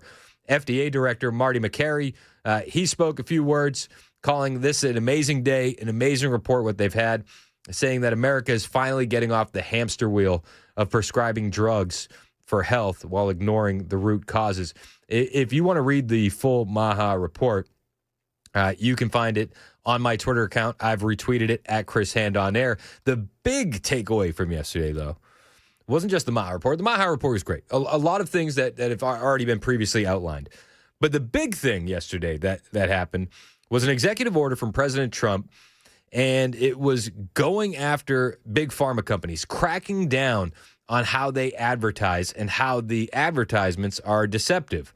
Fox News has the story. The Trump administration is targeting misleading drug advertisements by initiating a rule making to close a 1997 loophole that enables drug advertisers to conceal safety risks in broadcast and digital ads. This is fantastic. They have now made it so that way you have to put every side effect in the commercials you see on TV. It's not as far of a step as we wanted, right? Like we wanted the big pharma ads banned from TV in its entirety. But this might effectively do that for an overwhelming majority of the ads.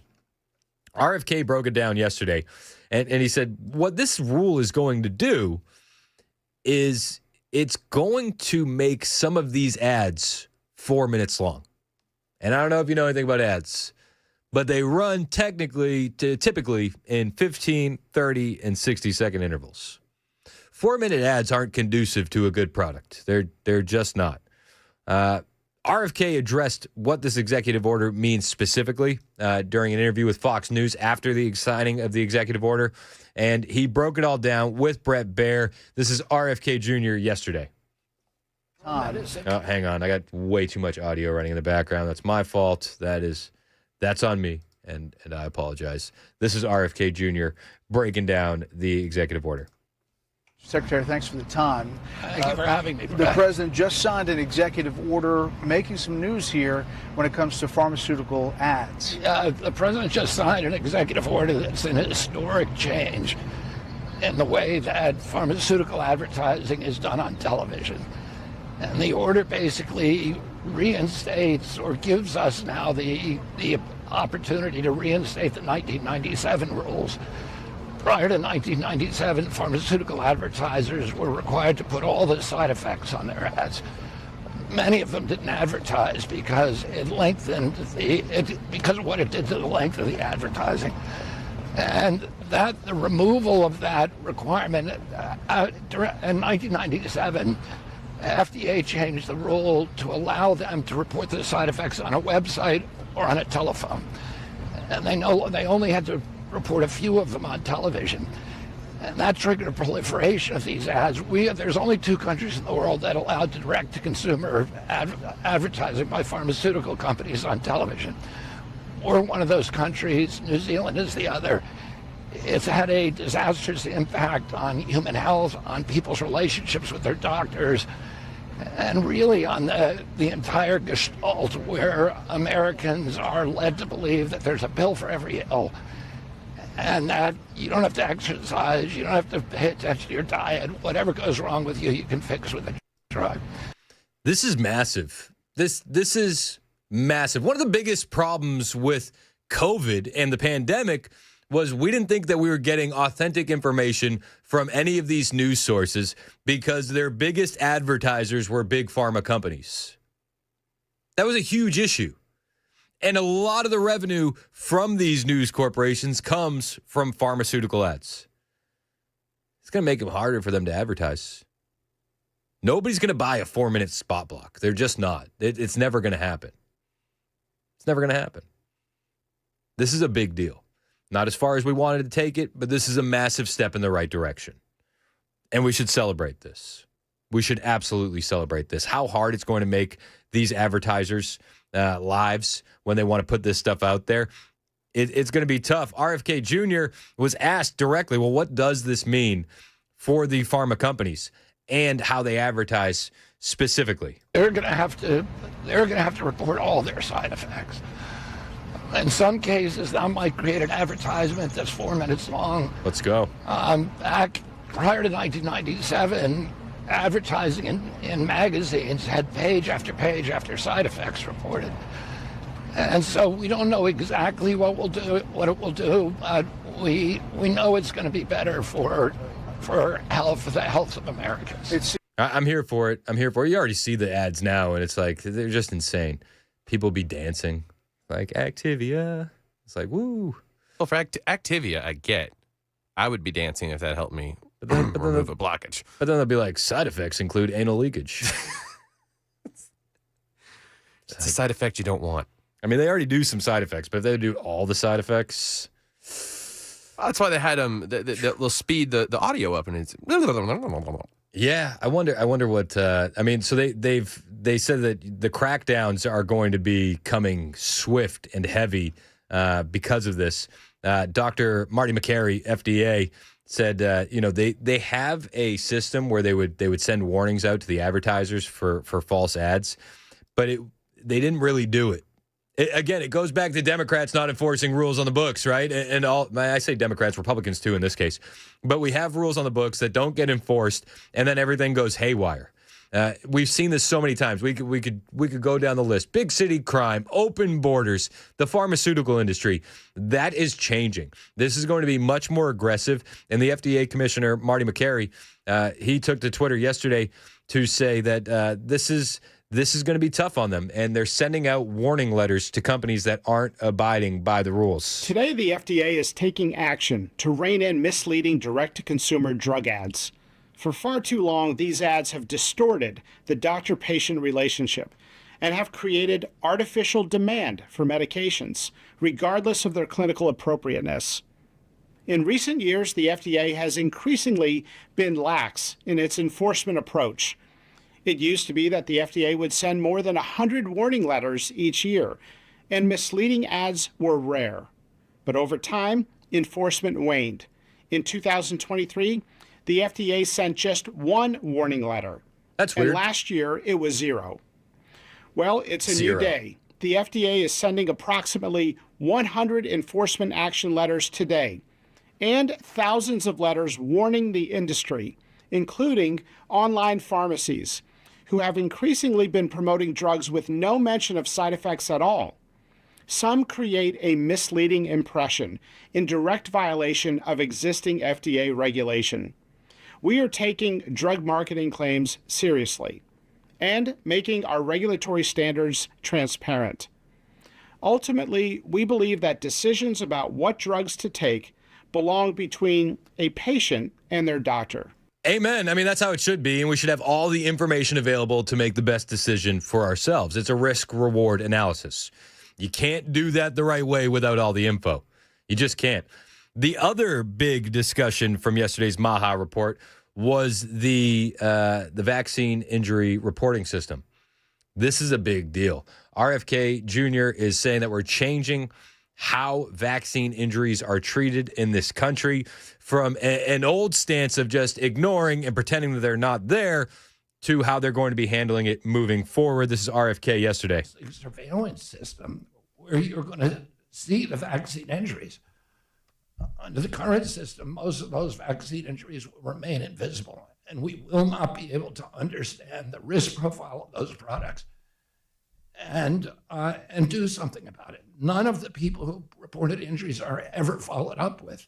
It's crazy. We're going to start following up. Good. And find out what kind of genetic vulnerabilities, what kind of other vulnerabilities they have. We are recasting the entire program so that vaccine injuries will be reported. They will be studied. And that individuals who suffer them will not be denied or marginalized or vilified or gaslighted. They will be welcome. And we will learn everything that we can about them so that we can improve the safety of these products. Can't wait to see how the left spins this. If you think that RFK had a firestorm around him before, after yesterday's actions with specifically the vaccine injury reporting system, how they're not going to ignore the victims anymore, and with the big pharma advertising, it's going to get even crazier. Just be prepared and be ready for that. Elsewhere in the country, immigration enforcement is ramping up. Operation Midway Blitz is underway in Chicago, and ICE agents have already been spotted surging to the Chicagoland area, and we're pretty excited about this. I'm not going to lie to you. I'm here for it. I think that enforcement of this in Chicago is going to be a good thing.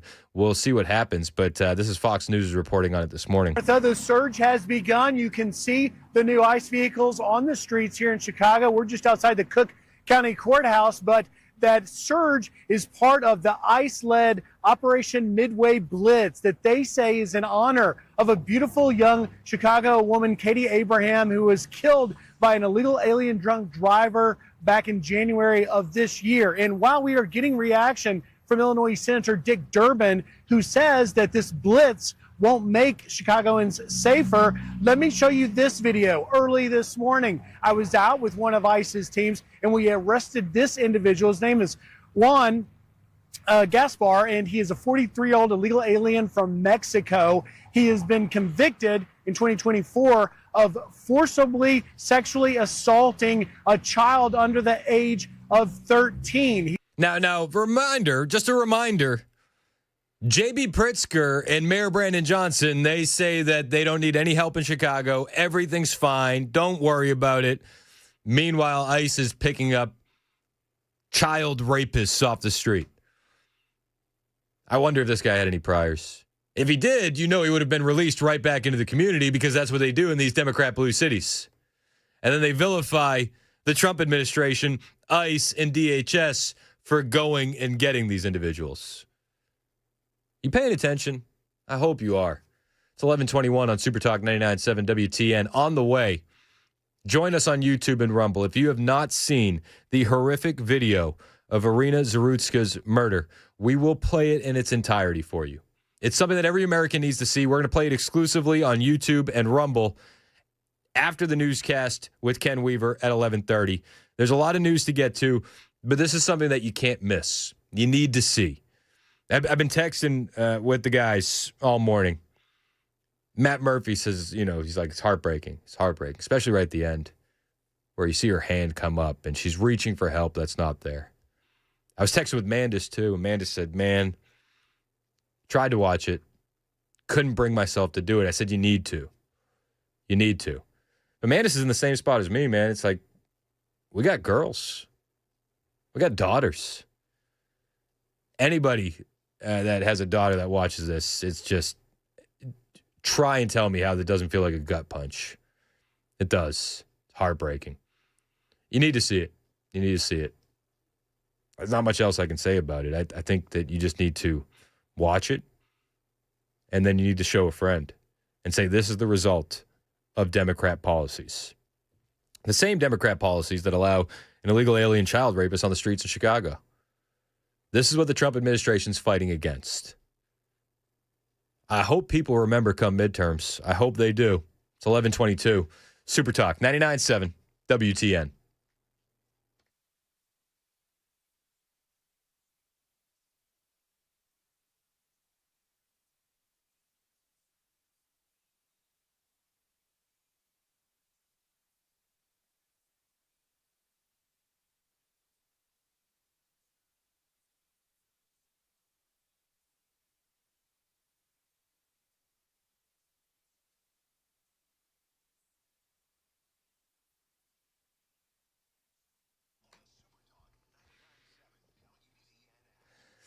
I feel like this is kind of a silly question at this point, but are you tired of back or neck pain or knee pain ruining your life? It's a silly question, right? It's Chris Hand here for my friends at the Wellness Institute of Nashville. Here's an even crazier question. What are you doing to fix it? Are you relying on surgery or drugs or injections? You know that there's a better way, and it's not going to break the bank. The Wellness Institute of Nashville is going to give you a full exam, x-rays if needed, a well-explained diagnosis, and your first treatment for just $12. I'll repeat it. Just in case you think that you're taking crazy pills, you didn't hear me right. A full exam, x-rays, a well-explained diagnosis, and your first treatment for $12. Dr. Mitchell and Dr. Ashley just want to get you back to a pain-free life. And it doesn't matter what you're dealing with. Back pain, neck pain, sciatica, numbness, bulging discs. They'll treat it all.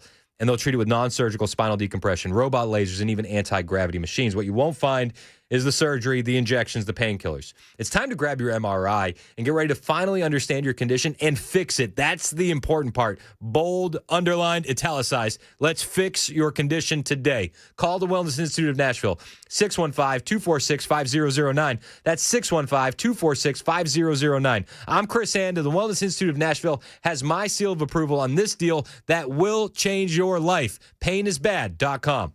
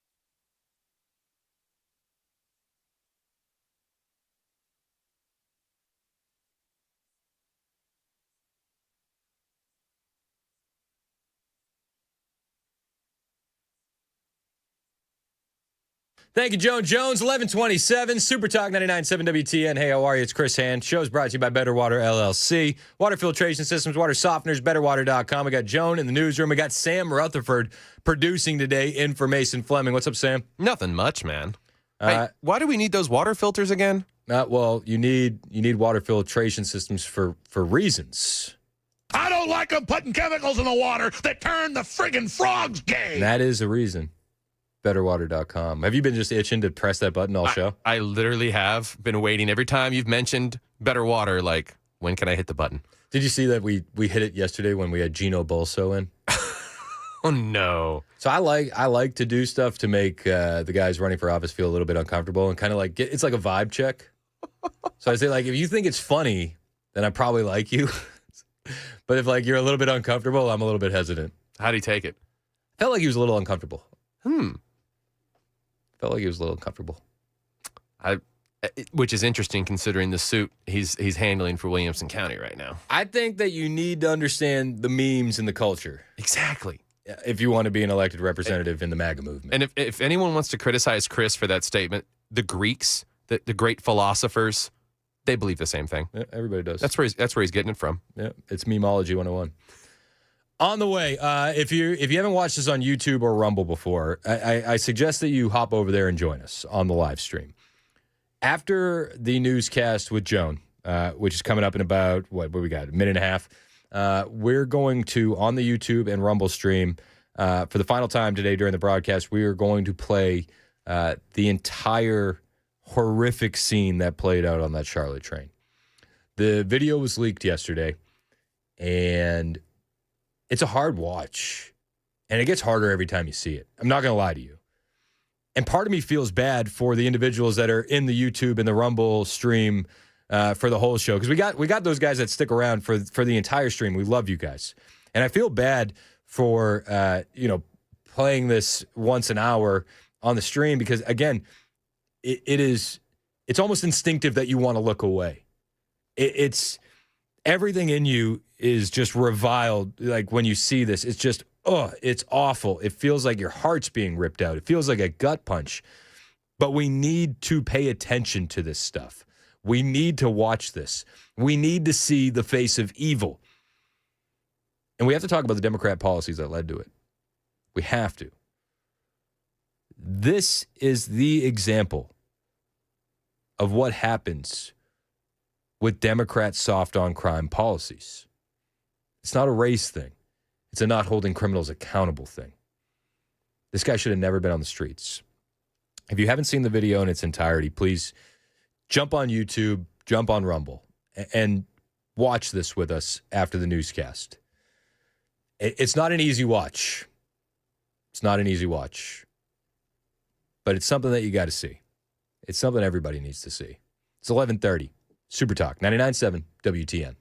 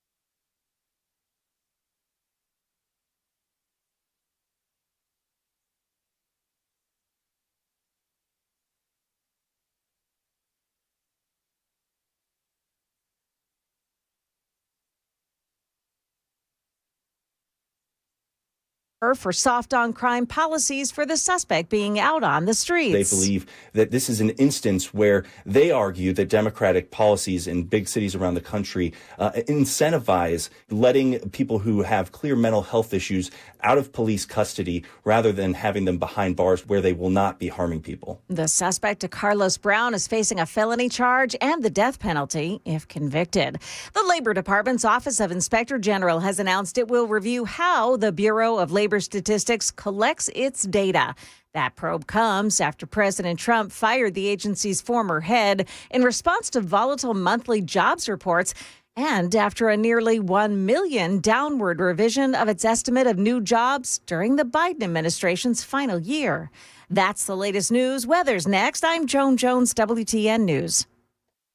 Hey, what's up? It's Chris Hand here for my friends over at Cabinet Makeovers. I got to tell you guys, I just got new cabinets installed in the house, and they are unbelievable. They're pull-out cabinets. So everything pulls out, like on a conveyor belt, essentially. I don't have to dig to the back of the cabinet anymore for pots and pans. I'm not bending over and reaching back there to find things that have gone missing for years. Everything is so easy to see, so easy to find. I love them. My wife loves them, too. Does your wife need new cabinets? Has she been asking for them? Got to talk to Cabinet Makeovers. This is a family-owned company serving Middle Tennessee for over 45 years. Everything they do is Tennessee-made. Every cabinet, pull-out, and drawer is all-wood construction, full extension, soft-close glides, the craftsmanship top-notch. Their team has decades of experience, and you can feel it in the work. We're feeling it every single day in our new kitchen, and it's awesome. Here's what really makes them special, though. It's the family atmosphere that they bring. I mean, when they came in to do the work at my house, they're letting the kids turn the screwdrivers. They're explaining what they're doing. It essentially turned into a homeschool lesson. And then Dan, the owner, even talked to the kids a little bit about Jesus. That's the difference that you get with Cabinet Makeovers. And they don't just stop at kitchens. They'll do custom closets, pantries, cabinetry for every room in your house, all built with that same Tennessee pride and biblical values that guide their business. So do what I did. Call Dan, call Cabinet Makeovers, and have them over to your house. 615-331-7010. That's 615-331-7010. You can even see their work online and book your appointment today. CabinetMakeoversTN.com.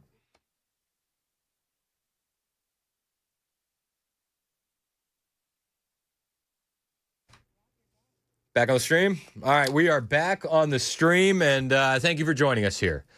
I want to show you this video, and this video is heartbreaking to watch, but I think it's something that everybody needs to see. It gets harder every time you see it.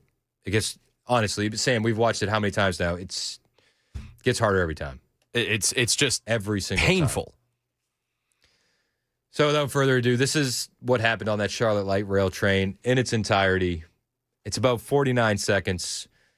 It happens real quick, and nobody springs into action to help this poor girl. He opens the pocket knife.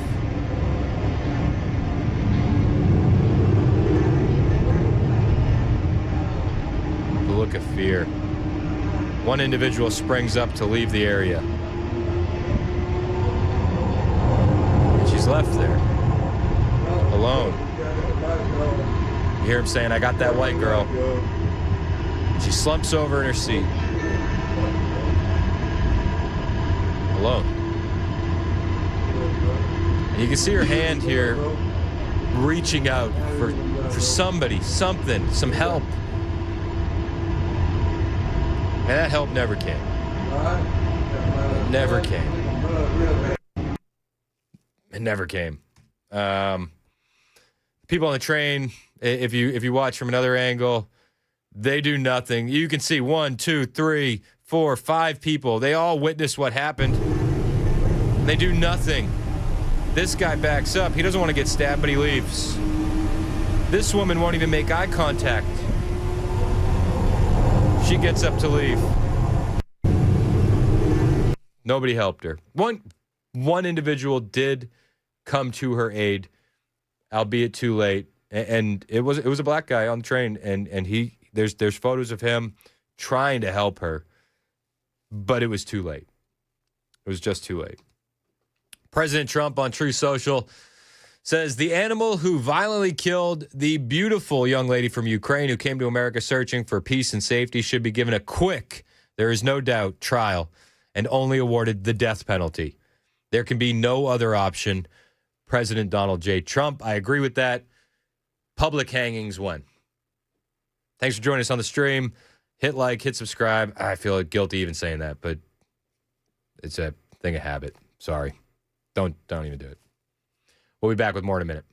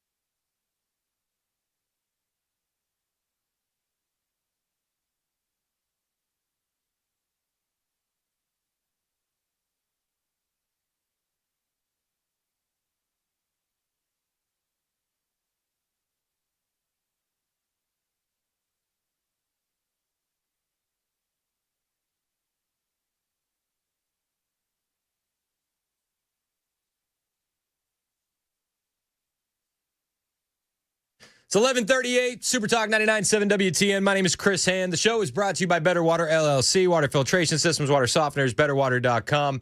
We just played in its entirety on the YouTube and Rumble stream what happened on that Charlotte light rail train to Iryna Zarutska. It's awful. It's awful in so many ways. If you haven't seen it, you can go back on the live stream on YouTube and Rumble and find it there. We could spend more time talking about this. We could spend the entire show talking about this. But it's just dark, man. It's just dark. So with that being said, let's change gears a little bit, and we'll jump into the lightning round. And I got the first story in the lightning round is about hope, and it's about Jesus, and we'll start there. Let's kick off the lightning round. It's the lightning round with Chris Hand. We do it every day at this time. It's called the lightning round. These are all the stories that couldn't fill a whole segment, we didn't have time to get to, or we just feel like we need to address. And I want to start today in the lightning round with the first story. The first story is definitely fills some people with hope. And I think that hope is a good thing to have. This comes out of Ohio State. The football team are holding their second fall kickoff, an invitation to Jesus. I love this. I love this on so many levels. If there's anything that can fix this nation, it's a heart change. It's a heart change. That's going to, more than any politician voted into office, a heart change is what this nation needs. Shout out to these guys on the Ohio State football team. Caleb Downs, Sonny Styles, Luke Montgomery, and many other Buckeyes are talking with hundreds of about their faith journey. Thank you, guys. Listen, a lot of times in this country, religion, Christianity in particular, is looked upon as a sign of weakness. And I don't think it is. Like, the Lord is my rock. The Lord is my strength. And I think we need to get back to that. And by having strong men in the public square talking about their faith journey, inviting others to walk along with them on that journey, that's going to have such positive reverberations throughout this country. And I'm grateful to these gentlemen. I really am. So they had a night of fellowship, baptism, unity, and testimony.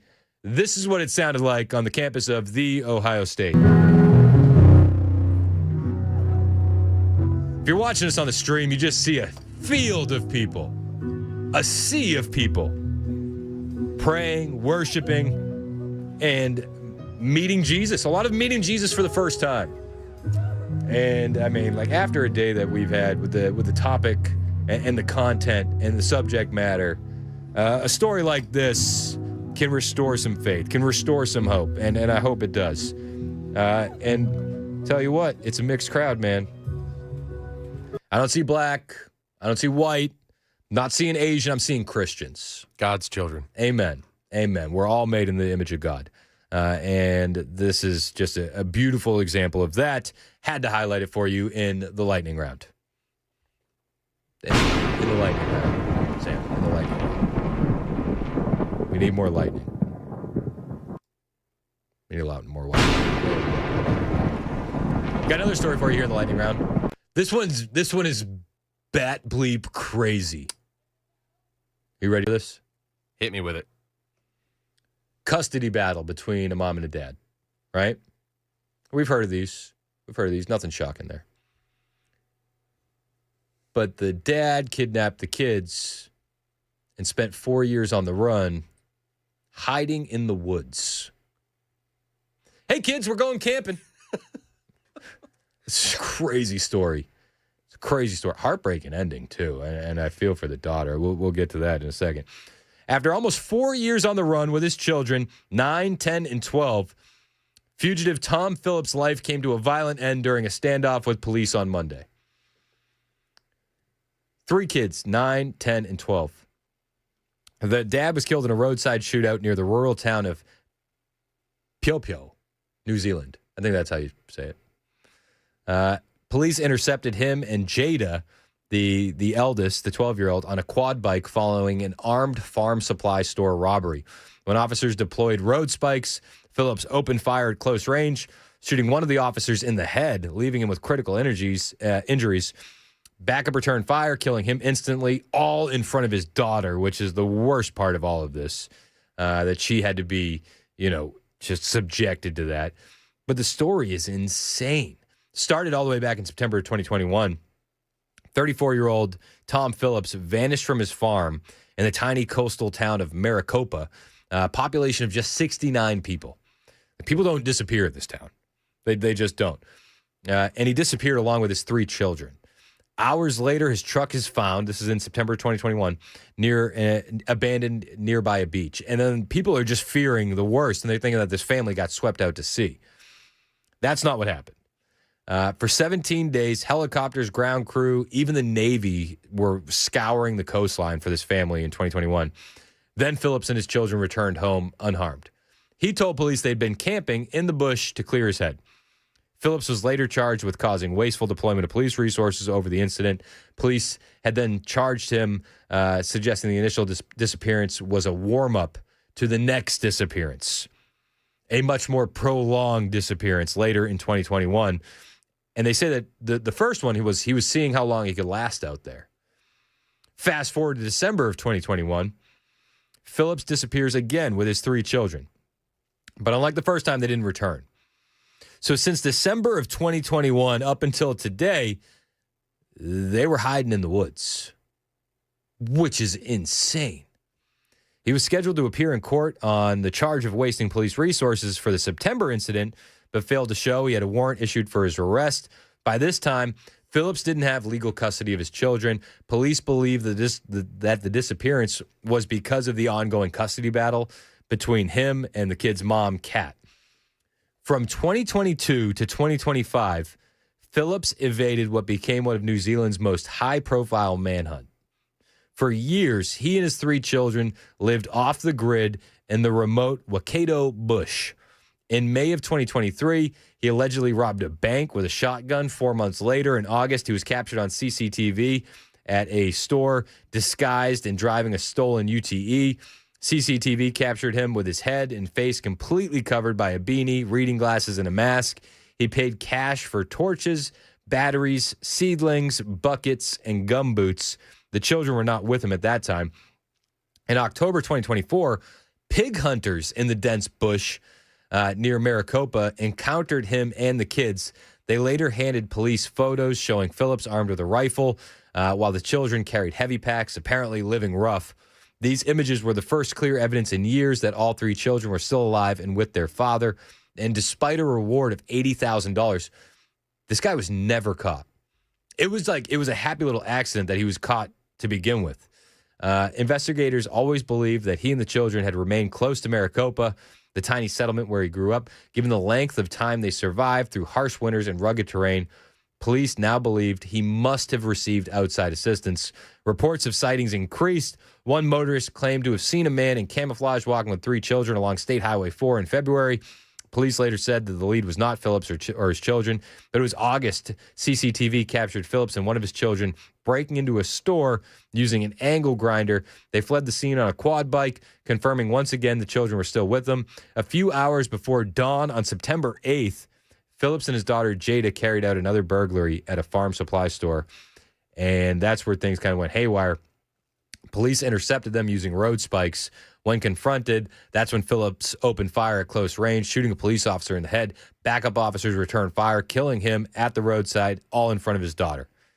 Heartbreaking for the little girl. I mean, I have an 11-year-old, and I mean, I get what the dad did was insane and crazy, but golly, you think about the trauma that this poor girl has been put through, living in the woods for 3 years and then watching her father, who, for all intents and purposes, is the bad guy in this situation, but try explaining that to a 12-year-old girl watching her dad be shot in the head. It's the trauma that she's going to have to recover from is heartbreaking.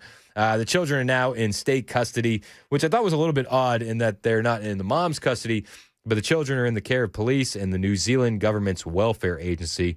Police are saying that they are settled, comfortable, and together. Government spokesperson Warwick Morhu said a plan had been worked on for 4 years to reintegrate the children. Crazy story. Just insane. I couldn't. I don't know if I could last a week camping with my kids. But people talk like a lot of trash about doing that. Like, oh, just go off grid. See what it takes to actually do it. It's just nuts. It's a lot of work. It's a lot of work. Got another story for you here in the lightning round.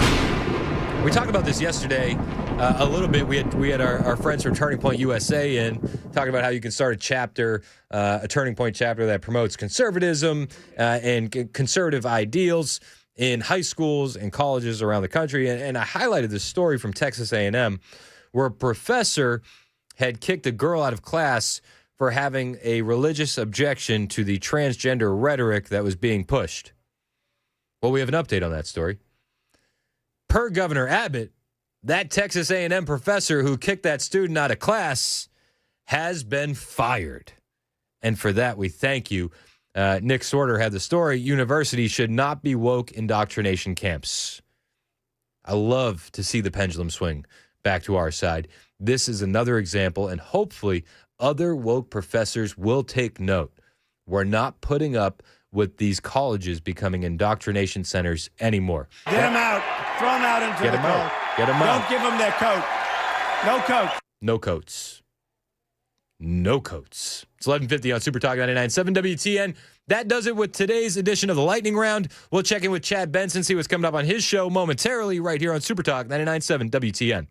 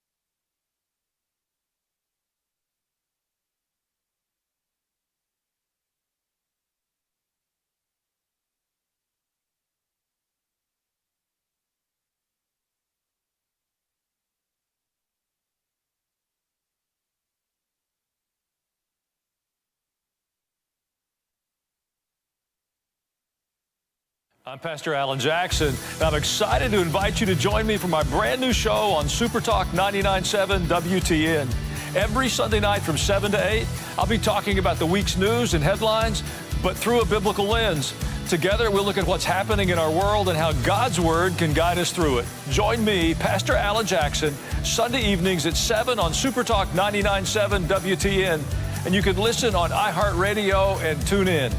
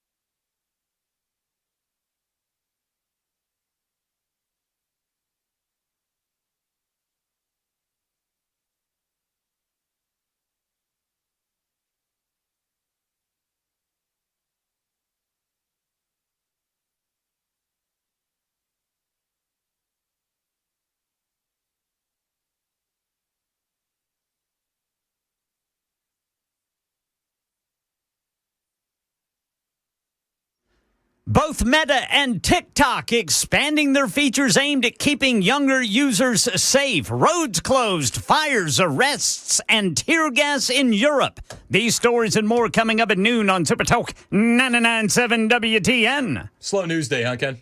Yeah, real slow. Hopefully we get something for you. As long as it's good news. Good news. 11:55, Super Talk 99.7 WTN. My name is Chris Hand. I got some good news. Chad Benson's in studio. What's up, Chad? What's up, man? Ready to rock and roll. What stories are you paying attention to this UAPs, morning? baby. Oh, Did you see that thing? The aliens? Yes. I didn't see the Tic Tac video. So there was another video where there is some sort of craft flying. We have a Reaper drone fly up to it and shoot it with a Hellfire, and it just bounces off the thing, and the thing just keeps going. That's spooky. Yeah. And the question is, would you rather that be China or aliens? Aliens. Yeah, I think I'm going to go with the aliens. What about a third option? What's the third option? Interdimensional space demons? Those are, well, they're demons, so that's probably not a good thing. It could have been just interdimensional things. Would you prefer demons, aliens, or the Chinese? The Chinese. We're going to be forced making all. I can't work in a sweatshop. China. I don't think. You kind of swamp ass we'd have. I don't exactly. think. I don't think it's the Chinese. The Chinese would have used it if it's theirs. No, the Chinese, and they're so far behind. It's probably ours. That's the other thing, but no, probably not. You don't think so? No, not the way. The way it moves is nothing that we could produce unless we're reverse engineering. Yeah, but even at that point, those guys worked on it for years that talked about it. They couldn't even forget how to open it. Sam's big into aliens. Is he? Not big. I will say I do watch. He loves aliens. The Secret of Skinwalker Ranch. Have you seen it, Chad? I have seen it. I've been to Skinwalker Ranch. Oh, you've been? Yeah, I drove through the air. No, it was cool. It was neat. What is the Skinwalker Ranch? Oh, it's a 512-acre cattle ranch in the Uinta Basin of Utah, where the craziest phenomena that is not explained by science happen. Both supernatural and aliens all at once. Who owns it now? What billionaire bought that thing? Oh, I forgot. He's producing the show on History Channel. Yeah, it's like one of these guys. It's like like Peter Thiel's buddies, and he owns it now. But all this stuff, it's like Native American stuff that's happened. The Skinwalkers. You've got aliens and ghosts. It's supposed to be a portal to a different dimension. Alien ghosts. Those are pretty cool. Brandon Fugel.